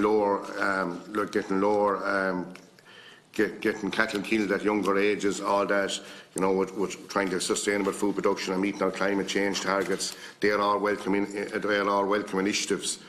But if you try to kill a Frisian bullock at 22 or 23 months of age and think you're going to meet those weight limits, it just won't happen. Thanks, Deputy. Deputy Kenny, next, please. Thank you for the presentation. Excuse me, sorry, I have an oral question at all. I have the chamber. I have to go and Deputy Cahill will take the chair and I'll be back in a while. Deputy Kenny, go ahead. Thank you, Chairman, and thank you for the presentation. Look, we've been discussing the beef sector for the past couple of months now at this stage, and it's clearly a sector that is in a lot of trouble and has a lot of problems. And anything that comes out that has the appearance of a solution or a way forward or something that's going to assist that sector, naturally enough, is going to be welcomed. The proposal that's come here, that type of closed-loop system is one that I know quite well. I used to work in the mushroom industry years ago and had mushroom tunnels, and it was very much that closed-loop system where you bought the compost, you bought all your materials, you bought your packaging, you bought your chemicals, you bought everything, and then you sold your mushrooms back, and they took the cost of everything out of your finished price, and you were very much at the mercy of the company. That's how the experience was for those of us that were in that business. And and I'm not saying there were good times, but there were bad times as well. And if you had, for instance, a bad load of compost that produced very low yields, you had a great difficulty trying to argue your case because you were over the barrel. And that's one of the problems, I think, in regard to the proposal you're putting forward here, that a lot of farmers, when you look at the prices, they say, right, it looks like we're getting a bit of a bonus here, and the possibility of getting money up front. of getting that €770 for up to 75% of the cattle early on, that you can have a cash flow scenario sorted out for you. That looks attractive, but I think a lot of farmers would be very much worried about moving away from the notion that they haven't got the freedom to buy their input from wherever they want themselves, that they haven't got the freedom to sell to wherever they want themselves, that they're tied in so restrictively, and I think that needs to be dealt with. And look, I mean, it is a system that can work, but I don't think it's a system that will work long term. And I personally don't think it's the solution to the problems that we've got in the beef industry at present. Now, it may be part of the solution for some farmers, and it may work for some farmers that are already tied in to an extent. If there's dairy farmers out there that are also producing beef and that are already, if you like, both customers and suppliers to the two groups that are here, possibly it works for them. But for other farmers outside of that getting involved in this, they would, I think, have serious doubts as to what the way forward would be. And I think you have a lot of work to do to convince people that this is a system that can work and that is the solution that it was hailed. And I'm not saying you I certainly know nobody would present it as being the ultimate solution, or nothing is the ultimate solution, unfortunately, for the beef prices we're in at present, because even the prices you're talking about here, with the bonuses added into them, goes nowhere near making most beef production into a profitable and prosperous industry. It's not. And even that you're talking about, from 428 to 443 a kilo, it won't cut it really in long term when you look at the amount of investment that has to go in. I think the questions that need to be answered are really around that, are around how the farmer can be sure that they're actually going to get the proper return and that they're not going to be over a barrel when it comes to it at the end of the day. The quotes you make in year one, you have 6,000 animals in it, and going up to over 50,000 animals by year 4 to 5.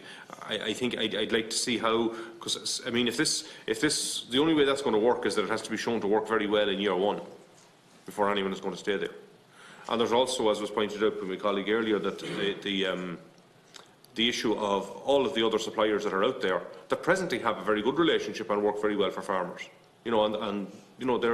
They're in business as well. And farming, more than anything else in most rural economies in the rural community, has a kind of a micro economy of its own, in that the farmer, the miller, everyone around them, the veterinary services, they all depend on each other and work together.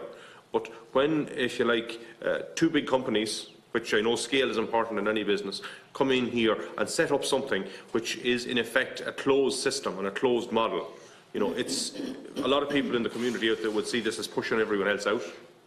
And I'd also like to know, in regard to it's mentioned in the inputs going into it, that the inputs would all come from within the group. Would that include, I see the nutritional inputs are included in that. I see a reduction in the carbon footprint by introducing feed additives that would reduce less methane. Would you also be talking about medicines for cattle? Is that part of it? So I'd just like to get details in respect of all of that. Thank you, Chairman. Willie Penrose. Yeah, thanks. I suppose, look, anything that brings predictability to the situation in terms of the beef, the current beef, worries and concerns that beef farmers have, has to be welcomed, and it's a contribution to bringing something forward that's going to hopefully make an input in the longer term, and where people are less likely to be exposed to the vagaries of the market in this regard. So, I mean, I can see where it's coming from, but I'd say myself it's inspired by Glanbia, because they've tried this before with milk, and it's not the first time you're venturing into this particular area.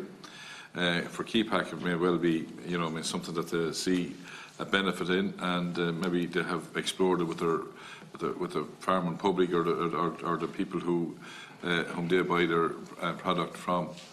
The issue is the closed loop. It does effectively kill competition, and I'd say that if this succeeds, you'll have probably other co-ops from the milk area rushing in to pair up with other competitors, and we'll shortly have 3 or 4 the big co-ops with the 3 or 4 processors. Now, we all have worries about processes at all levels, but in the 2020 club, as far as I can see, you know, for the animal to get the bonus attached to it, the calf has to come from a 2020 farm, be reared in a 2020 farm, has to get all its ingredients from one source, Lambia, except, I thought it was except prescription medicine. I didn't think, I thought, I thought that would be excluded. So all of the needs and requirements that are associated have to be got from Dunvia. So it effectively shuts out any competition, which is a somewhat of a concern, because as Deputy Kenny says, there are relationships built up throughout the whole chain, supply chain, that will now be effectively sidelined in that regard. I see the examples there, and look, I mean, anything that gives premiums and, you know, I mean, bonuses and everything else, and a breed bonus. Now, I'm very much attached to the breed bonus, and I'm glad to see it included there. I think that's an excellent idea coming from, because I was a bit bemused to see Mr. Goodman Jr. Effectively recognising the importance of the breed and for the market access and for market penetration, because for the markets, I'm sure that KEPAC and those companies that know more about market than I'll ever learn, if you do not have the quality product, you won't penetrate the high price markets. So I look with interest at that, and we all know, notwithstanding the efforts of Deputy Cahill, who was an excellent farmer and probably produces very good beef, I think he's right in what he said about the Frisians. He was a bit, I'm sure he'd be producing more of it if he thought he could get to some of the scenarios that are outlined there. I'm a bit taken aback, but I can't contradict, I'm sure, KEPAC and Glanbia. I think Glanbia are more interested in that, in ensuring that the Frisians are getting the recognition within the market sphere than anybody than KEPAC might. I'd love to see that distilled out, because I can't see how the average quote price would be achieved there. If not, Deputy Cahill is making more money than I thought he was doing. But in any event, I don't think he is. But in all seriousness, look, I mean, it's a contribution, and we can't be poo-pooing contributions, because beef farmers who I know very well, or some of them are just like somebody almost drowning in fatalism at this point in time, and anything that stimulates them to look at various scenarios is to be welcomed. But what we would be concerned about is the closed loop. Snowy's trying to say it's not a concern. It is. And I don't know, but we will be having the Competition Authority here before us in a couple of weeks' time, and we will explore, is it anti-competitive, or does it stand up to scrutiny as an anti-competitive practice?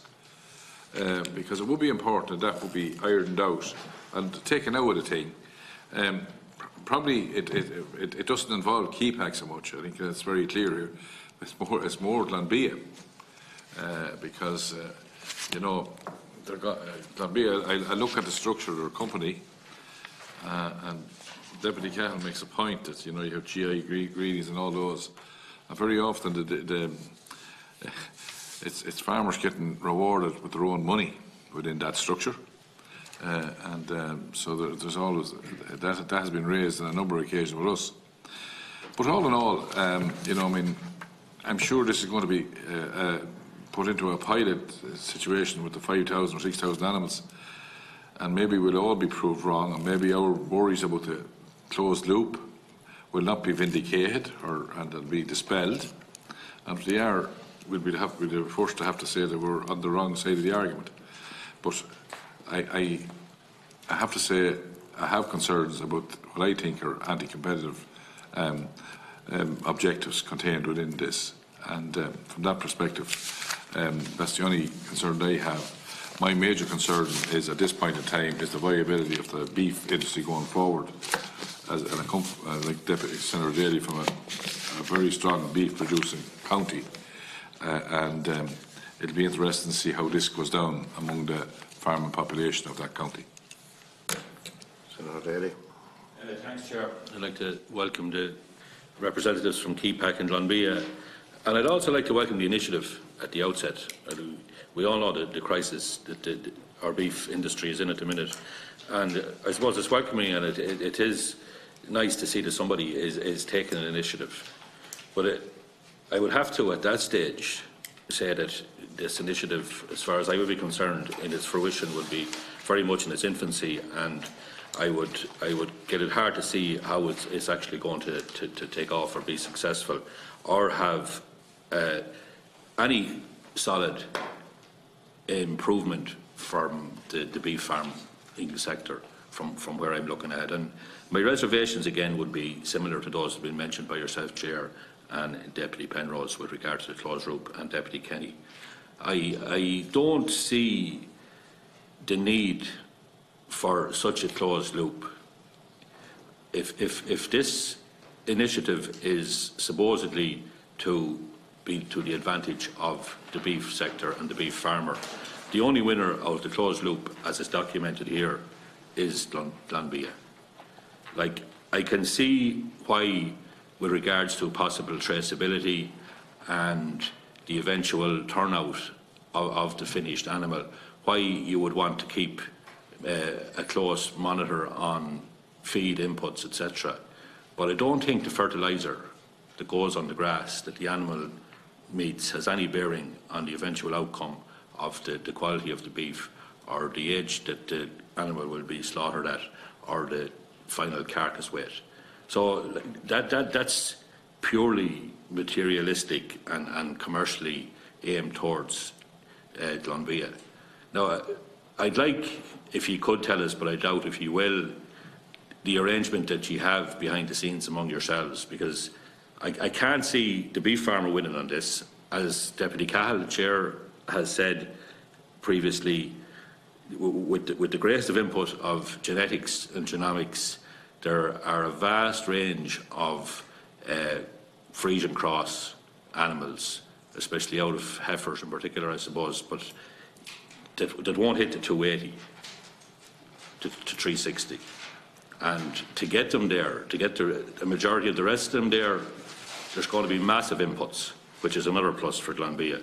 But in a situation where the farmer does everything by the book, but the animal, because of the breed of the animal he or she has, doesn't make that cut off, wasn't he far better off paddling his own canoe, taking the average quoted price, and possibly being able to buy his fertiliser and all his inputs a little bit cheaper elsewhere? Financially, at the end of the day, without the bonuses, he's after paying, possibly because he has no say on the thing, top price for all inputs, and he's still only getting what he would have got off any other meat processor on that particular week. The farmer is actually going to lose in that scenario. Glanbia win. If he does hit his targets, and again he's going to be advised by Glanbia personnel and employees as to what concentrates and how much of same he should be using, he's probably going to have massive input costs that he probably wouldn't have if he was left to his own decisions on his inputs. But he does hit the targets and he's getting the bonus. So I still think he won't be winning as a farmer because of the extra input costs. KEPAC won't be winning either because they'll be paying more than he would have got any other factory who was going to be in the same meat market with them, will be paying for the same animals on that given week. So how are you balancing that among yourselves? KEPAC can't be taking all the hit here for a love of Glanbia. So there must be some arrangement in the organisation of the club behind the scenes that one of you is funding the other. And I don't know if you're in a position to give us that arrangement or information behind the setting up of the club from the two companies' perspective. But I would like to hear it and see how you're managing it yourselves. I was going to mention as well, but I will just agree with Deputy Penrose. I'd like for the Competition Authority to have a look at this 2020 club, and I have a strong feeling that they will get it very hard to consider it legal in the Irish agricultural market. Like, as I say, I welcome that you did sit down and are taking initiative, and it needs to be done and done at a larger scale by more people and more people with vested interests to help the beef sector and to do something to rescue the beef sector from where it is. But I do think this initiative, and it's going back to the closed loop, it is not going to be the answer. There's only one winner. Thanks, Chair. So someone had... Oh, sorry, Chair, I had 2 more questions. Just in the operation of the scheme itself, is there any limit on the age of the first movement of the calf? And is there going to be a fixed price for the calf? Or will he have an input into the price of the calf between the 2 farmers that are performing that transaction? Thanks, Chair. Sorry. Thanks, Cahill. I could well see, based on what you've described, that many beef farmers would take up your initiative for certainty and also with the proposition of a bonus. And I note that in the presentation, the description of the 2020 Beef Club was farmer-centric. And however, I share a lot of the reservations that have been set out by colleagues here, just on the basis of this logic. Like, you're not doing this for the good of your health or out of the goodness of your heart. You're a business concern. You're very successful. Both of you are. The reason you can close the loop is because you operate on such a scale, each company. And therefore, there's, you know, the idea that it's farmer-centric. It's farmer-centric, obviously, because it suits, because the farmers don't have negotiating power as you have.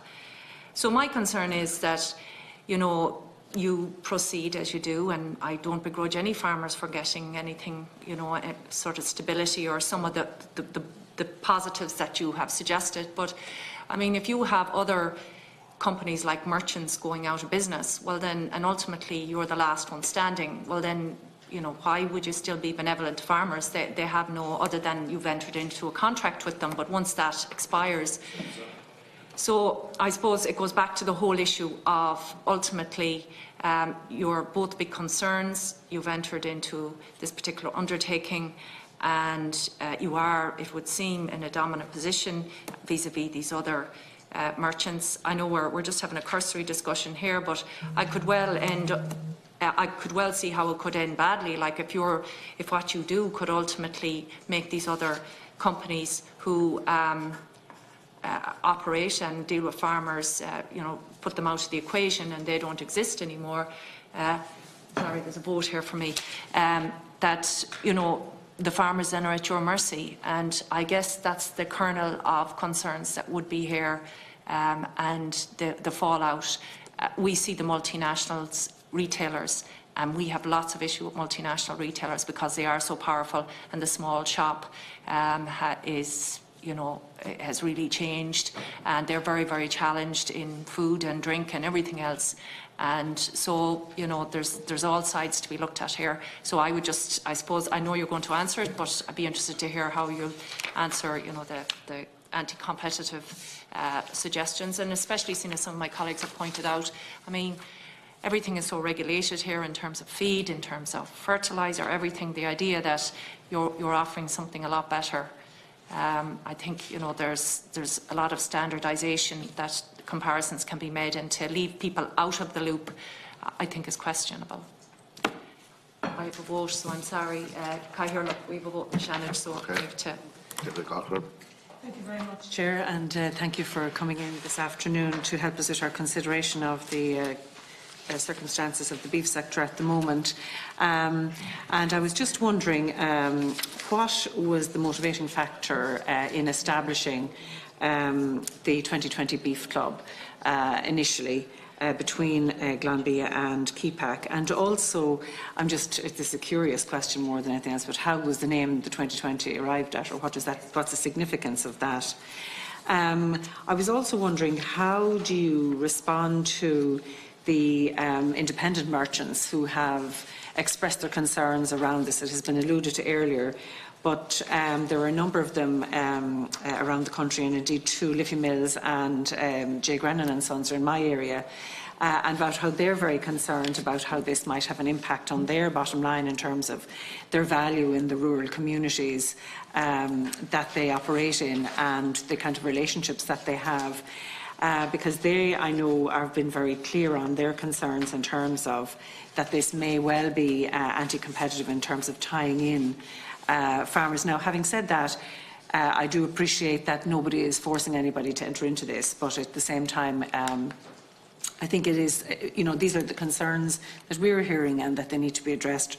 I suppose at a time when the price of beef is probably one of the worst it has ever been, I'd say the timing of this probably is very good in terms of the temptation of people to think this is going to solve all of their problems.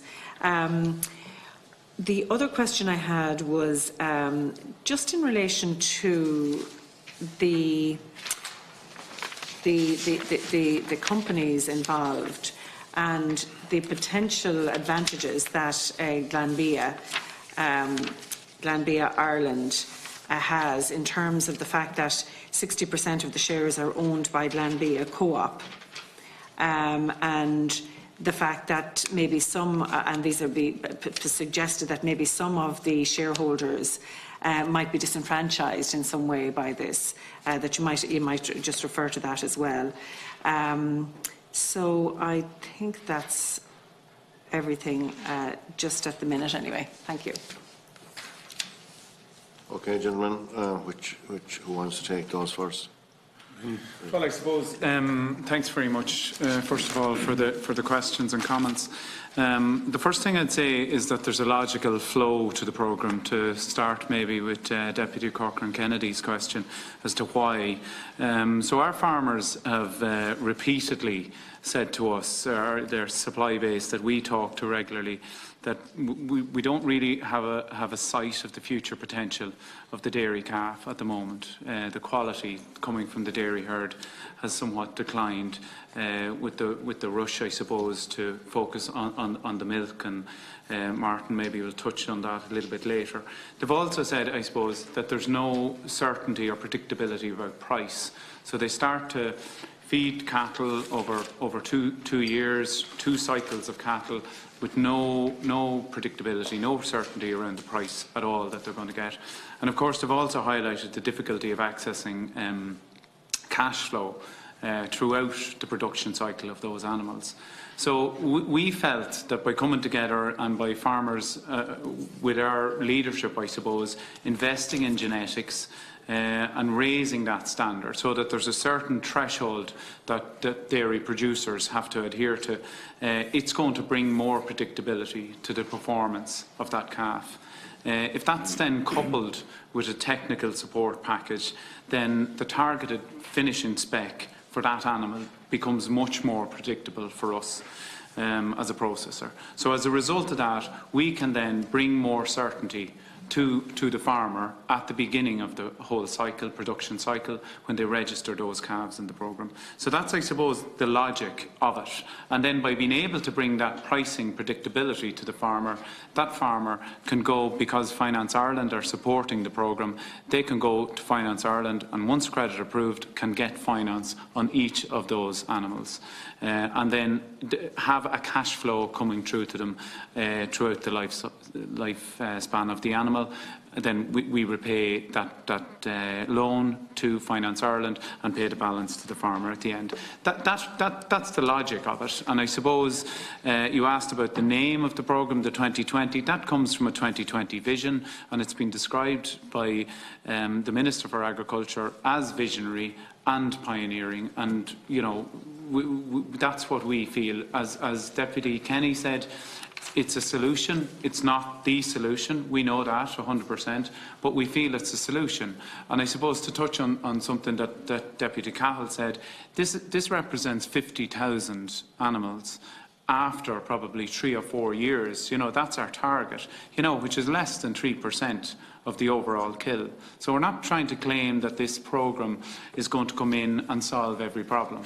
But we've gone around the country since we launched the programme, and we've done information nights where we've presented for approximately an hour and then fielded questions from a number of, over an average of about 100 farmers at each information night. We've fielded questions throughout, like some of the questions you've asked, and we have been since inundated with expressions of interest for the programme. So our target of 6,000 animals in year one is already way oversubscribed. So farmers obviously feel that it's a solution that can help them. I suppose one of the things I'd just like to touch on that Deputy Kenny mentioned in connection with the mushroom industry, this is built on the market. So when farmers register calves in the programme, they know that they will always be above the market when they're slaughtering that animal. That's guaranteed. So there's no and that's why you'll see in our brochure and in the statement that we made that in a falling market we're actually supporting the price even more because it's rising from 15 cent to 25 cent in a falling market. Deputy Cahill mentioned the R grade, and we absolutely appreciate that. We know better than anyone the amount of O grade cattle and P grade cattle that are coming from the dairy herd, and that's why we're doing this programme, to try and help to rise that standard. Again, we're not saying that we're going to bring every P into an R, we're not saying that, but through improved genetics and technical support, we fully believe that we will rise the standard. And as I repeat, that's for a small cohort of animals that's in this programme. So I suppose, and you also asked the question about the protocol bonus, is it replacing the QPS? So what we're saying, because we're investing in it up front, for the first 2 years, we're saying all grades will be entitled to the 12 cent. And that is because of our belief that through the programme we will rise the standard of production and bring more animals into that category that it will apply. There was a question earlier that just from Senator Daly on the arrangement. I mean, this is a collaboration between the two of us to try and help. Like we are rooted in agriculture. Our founder had a huge link to farming. We have our Keepback farm, which this committee visited only last year, is used as a knowledge transfer centre for our supplier base, for our customers, for Teagasc-led discussion groups. And we are listening on that farm to over 1,000 farmers last year. We're listening to them, and many of the things that they're saying to us is they're looking for big companies, as you say, to come up with solutions. And that's what this is. This, we believe, is a solution for the industry. As I repeat, it's not the complete silver bullet for the industry, but it's a start. So there's absolutely no arrangement between us other than to try and help the solution, get more predictability into the system for us, and help the farmers and bring more predictability to the farmer. So that's, I suppose, the opening comments I would say to some of the questions that have been raised, and I'm happy to take more. Just before I go to some of your representatives there, when you said all grades qualify for the club protocol bonus, that's if they meet the weight restrictions, or they all qualify irrespective? No, within the weight restrictions. So they have to meet the weight to qualify? Yeah. Okay. So currently the grades, O minus or less wouldn't. If a beast is a P plus, does he qualify if he meets the weight? Yes. He does? Okay. Now, just in case you're thinking completely negative, I welcome the finance part, I think, with the cash flow. I think on beef farms, I think that's a very interesting development. I think that's to be welcomed. Sorry, Pat, did you want to get in on Martin? No, I'm just confirming that that's the case. Yeah, okay. In one of your comments in that regard, you mentioned the percentage. You know, as it stands today, you're looking at somewhere in the 20% meeting that criteria, depending on which part of the country you're in, to meet the spec to get a quality bonus. So it's for a Frisian breed, whereas in the Angus it's probably 50%, and in the Hereford around 60%. Meeting the O equals or better. So it's extended for that 2-year period to 100%, with the objective of pushing to breed better cattle from the dairy herd and to use a much higher percentage of beef sires on the dairy herd. We could argue about that now for a long time, Martin, but like with the focus that's on the solids and everything else on the dairy side, it's going to be very hard to see how you're going to dramatically improve confirmation on the beef side. There's no doubt at all that it's a big challenge. What we're trying to do here is to change the percentage of animals, and that will demonstrate to others how you can actually increase value. No, it's not, you're not going to change everything overnight. People will breed replacements continually on EBI. We may need to put more focus within EBI on the beef value within it, but that's an industry matter. But certainly when you look at the amount of dairy stock produced today, there's certainly scope from where we are today to increase the number of animals sired by beef sires within that. Yeah. I would actually have been very critical of the lack of evaluation on the EBI of the beef value on an animal. That has totally disappeared. But if you take our local AI station, Martin, if you went back 10 or 15 years ago, you would be able to pick a Frisian sire there that would have significant beef qualities. 6 weeks ago, I went through the same brochure. It was next to impossible to pick a Frisian sire that would add anything to the beef side. But that's absolutely correct as it stands today. And that's one of the things which we're going to set out to try and move. In the first instance, I think people will shift towards using more beef sires. Then you'll get to a point where obviously sex semen will play a role, but there's an improvement required in technology. And on top of that, then I think the next step is to try and have a heavier weighting within the EBI index on the beef value of those the actual dairy offspring, because those animals are transferred to a different farmer. You know, so it is actually looking at it from an industry value perspective as opposed to within farm gate in that regard. So I just maybe address some of the other pieces that came along the way. Sorry, did you want to? Are you going to wait after Martin? Do you want to get in? I would like Martin. Okay, go on, Jeff. Sorry, Martin.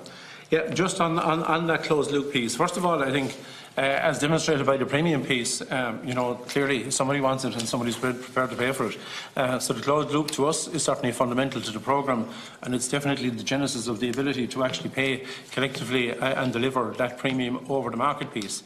And it is a combination of ourselves, the customer and the processor, but it's substantially the customer that's actually making that contribution. That's what they want. That's what purchasers want, as in major retailers and others. In fact, I had an engagement recently with a company called ECO2 in the UK with regard to what work they were doing on the carbon area in the context of where we are today and what the issues are in Ireland. And by a mile, the greatest level of work they're doing is actually for retailers in terms of looking to produce what they can sell as a lower carbon footprint beef product on the market, and that's where their heart and soul is today. And I suppose the alternative to doing something is to actually stay where we are. So we definitely want to try and avoid that. I think from a customer perspective, you know, it's infinitely easier for them to audit one supplier than to audit 20, 30, 40 in the supply chain. They just find that impossible to do today. And I think the steps that we're taking here is actually forms, first and foremost, a potential future opportunity to build a blockchain within the beef industry here, and I think that certainly would add value and add markets down the road, and particularly when you go towards Asia, that's a big requirement in their minds over there for the future development of it. I think as Mick highlighted here, you know, the number of cattle here, even at the 50,000 down the road, is about 2.8% of last year's national kill. So it's actually a very tiny piece, but I think it's symbolic. I think it demonstrates a potential and certainly will demonstrate a different model for people to look at and maybe get other people to actually, you know, step out and look at it as well. I just want to mention the fertiliser piece that was mentioned over here. And this was actually the last piece that we considered in this regard. And it's not because fertiliser is different or better than anywhere else. Fertiliser will be substantially the same. The big challenge with fertiliser, and you'll come across it in your climate debates and others, is to make sure we use the right kind of fertilisers to manage carbon footprint, because there's a huge impact from nitrous oxide in that regard, and you know, with slow release nitrogen and so on. One of the comments that Willie mentioned when he was there was to do with prescription medicines. They are not included. Our whole focus in this programme is prevention of the use of medicine through vaccination and other approaches. So it's very much in actually reducing that part. And absolutely, yeah. Yeah, we really want to reduce antibiotic use here and improve welfare and health benefits. And that's the best way and cheapest way of doing it, in our view. On the price issue that was raised by a good few people, I can assure you we will have a competitive price proposition here, because without it, it simply doesn't work for anybody. Not for us, not for the farmer, and not for Keepack. So, and just like some of the other schemes we had, they were all oversubscribed, and we've never had people pulling out of them because they stood up for them as such. So they're just some of the areas I'd just like to mention around there. And the other point I'd like to add to that is Glanbia Co-op, as mentioned by the Deputy, is effectively a farmer co-op with a farmer board, run by farmers for farmers. So, it's not, we might be big, but we're not a multinational company operating just for an investor. No more than the farmer, whether he decides to go in here or not to go in here, he's entitled to make his decision. This is absolutely an optional programme that will suit certain people for different reasons, and it's a small percentage of the total market. I think Mick has covered some of the areas down along, but I think the important piece was to do with that quality piece and that breed piece, that's applicable to all of the cattle that qualify on the weight basis during that 2-year period, rather than the percentages that are actually there today. There is absolutely no desire or no approach here around looking at other millers or anything else like that. What we're trying to do here is to try to find a model that will help the value of a dairy calf and help a beef producer to actually get a return on actually rearing them. And we see that today as quite a challenge. So we're just trying to bring some certainty and clarity to that. And as I said, it is for a small percentage of the cattle population. But, depending how it goes, there may well others follow suit, there may well others take other initiatives around that. I think there's quite a few of the pieces were covered a few times. So I think that's... the age of calf was questioned down here. Actually, there is no limit at what point that calf can move. It was one movement at any time in his life. So if a dairy farmer keeps his calves normally to 1 year of age, and another farmer finishes from there on, that's not an issue, or indeed 1.5 years or 9 months, whatever it is. There's no restriction at all around that piece as such. And price, is it? On the price for the calf itself, we have no involvement in setting that price. It's between the farmers. Okay, I think it's very important. It's always a challenge to make sure that the market is a fair price, and we reckon the fairest way of handling that is to actually farmers to help it. What we will do is probably weekly, just like we will send all members of the club the weekly ROI price quoted, or average quoted price. We'll also send them the prices of calves from the markets, just to give them an indication of where the thing is at.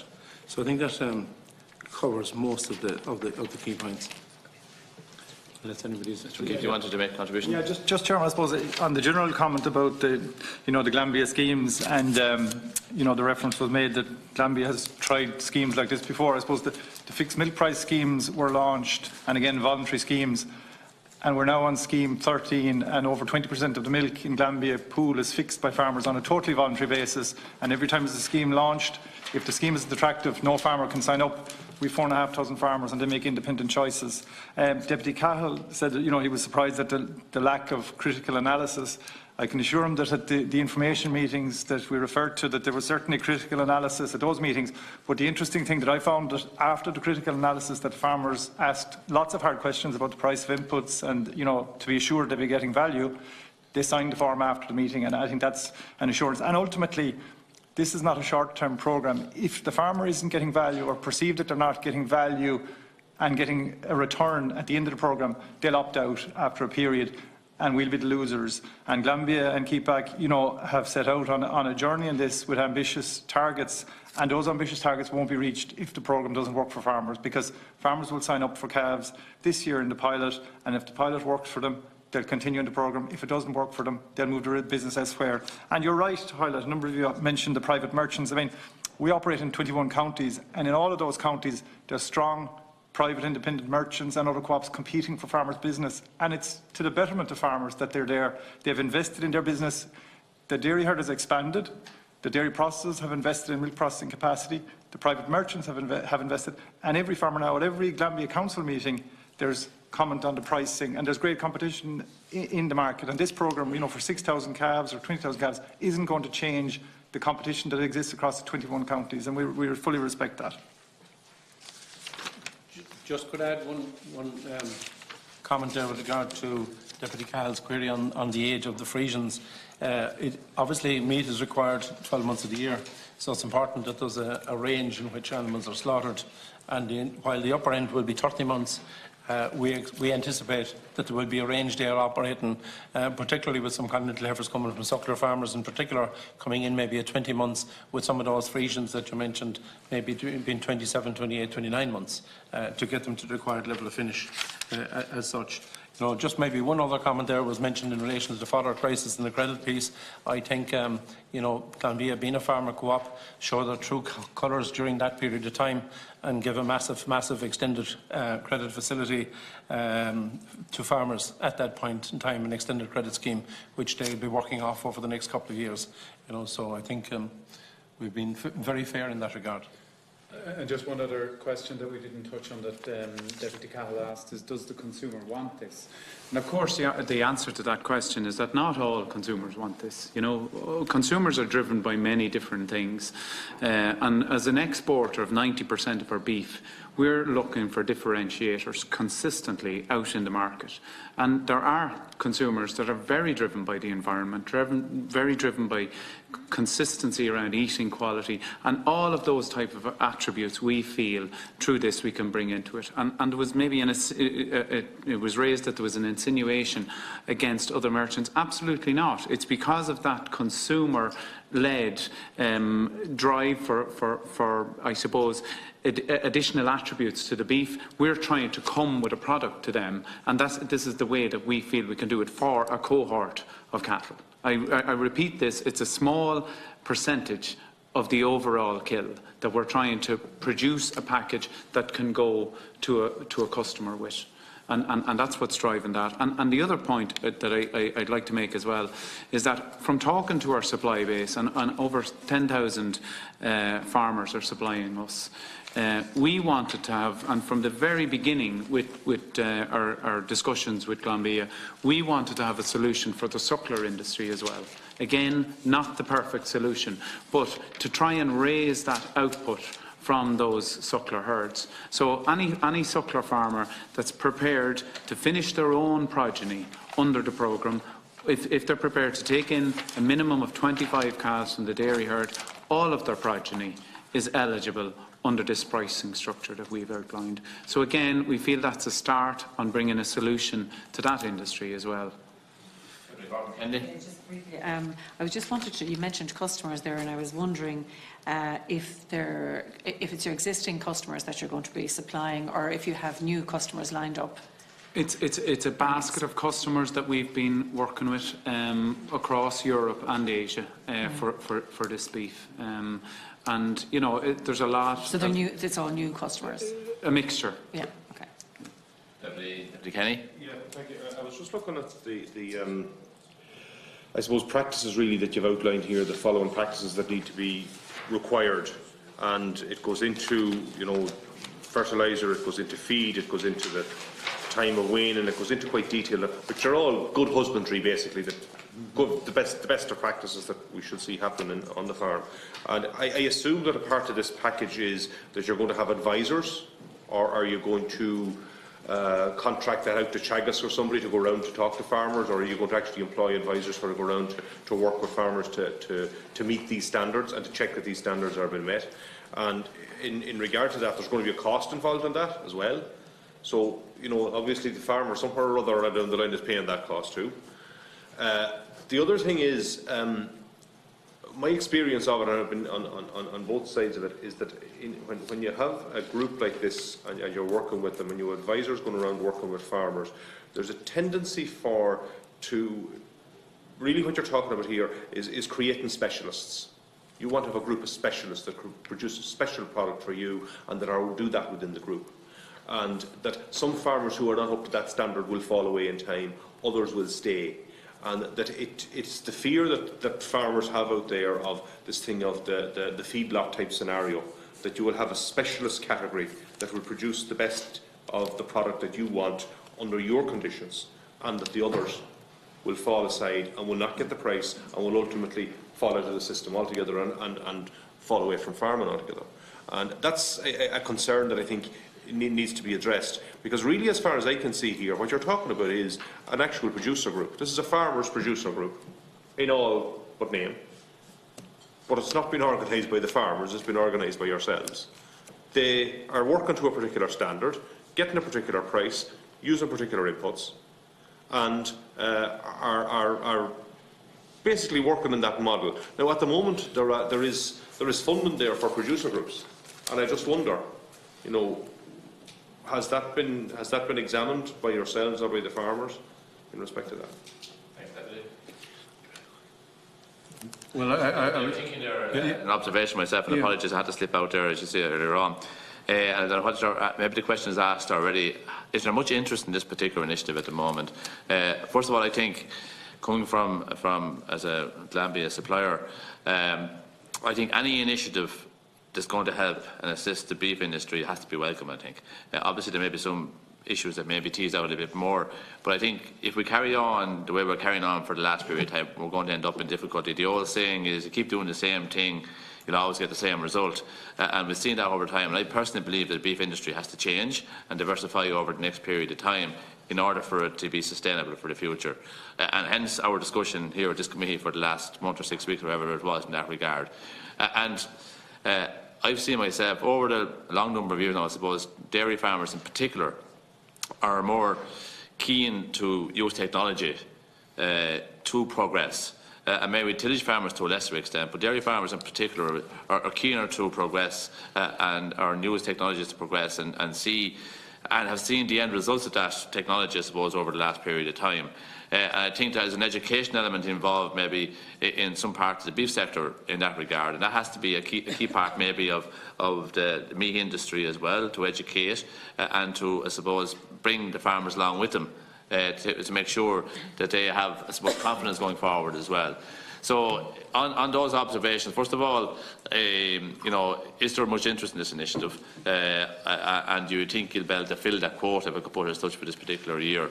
And going forward, do you intend selling the message, I suppose, outlining at the end of this year, obviously, in the event that you have filled your quota, will you be assessing where you've been after year one and so on? Well, do you want to go? Well, I was just going to say, Chairman, yeah, when you were out of the room briefly, already it's been oversubscribed, the numbers for the pilot phase, which was 6,000, and that expression of interest form was to express interest in the programme for 2019 and 2020, and already we are well on the way of filling the 2020 as well. I suppose, going back to Deputy Kenny and the service, that's a really important question, and that's what the club technical team, which is a combination of EPAC and Glanbia, coming together to help and support the farmer at no extra cost to the farmer throughout the lifespan of the animals that have been registered for the club. So we in KEPAC, and Martin will touch on from a Glanbia perspective, but our KK club was developed in the late 90s, and it's still going strong with over 50 members. And that club approach is always what we I suppose, encourage and strive for in building that loyalty from that cohort and support them throughout the production of their animals. And we see this programme being very similar, and we would hope that, you know, in year one there'll be probably 100 to 150 farm members. So it's not, you mentioned the word of feedlot. the average interest, the average number of cattle that will likely be in this per farmer is in the region of 50. 50 to 55. That's the kind of the typical number that has come back from the expression of interest form. So we would see this being a club membership maybe in year one of 100 and rising towards 1,000 by the time we've hit that target of 50,000 per year. On the advisory piece, I think what really is motivating us here to really go out and actually give a very good specialist technical advisory service is when you look at any calf to beef programs that have been run, or look at the profit monitors, there is an enormous difference between the average income and the top 1/3 in this regard as it stands today. So there's huge scope for improvement, and the biggest reason why somebody might fall out of beef production is actually the lack of being able to drive that output figure. If you look at even 513 farms in the profit monitor on calf to beef in 2017, but the difference in output per hectare between, I'll just take the average, and the top 1/3 was 362 kilograms, and the value of output per hectare was €855. That's an enormous gap that absolutely needs to be closed to make sure that people are sustained in beef farming. And that's the objective of the technical team. Now, a huge pile of that is actually driven by good grassland management, more so than anything else. That's the driver of getting lifetime performance from cattle and actually keeping the costs under control. So that's where we'll be coming at it from.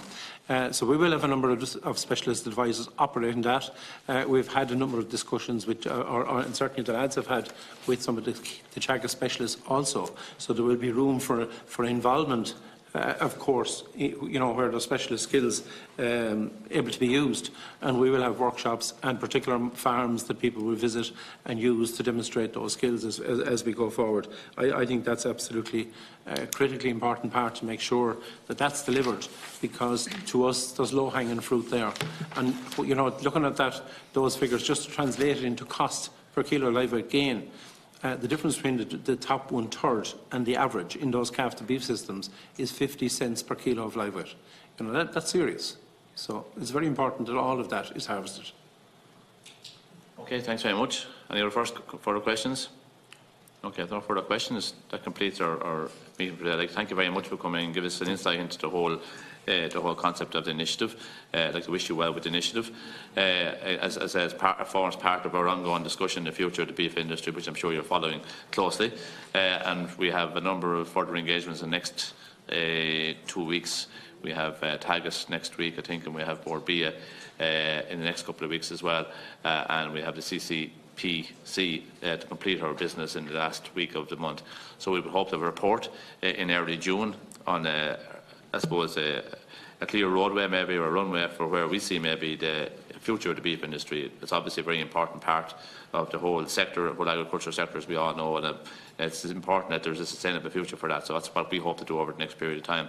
So thank you very much for your coming before us today. Pat O'Keefe, Martin Ryan, Mick O'Dowd and Jonathan Forbes, thank you very much. And I suppose, Jonathan, when I sit down at the very end, thank you very much for your hospitality when we visited, was it 2 years ago now, maybe at this stage? I forget, it's a year and a half ago anyway, probably. I think it was a very interesting day out as well, so thank you very much. There's no further business. The meeting is adjourned until next Tuesday, the 21st of May at 3:30 p.m. Thank you very much. Thank you.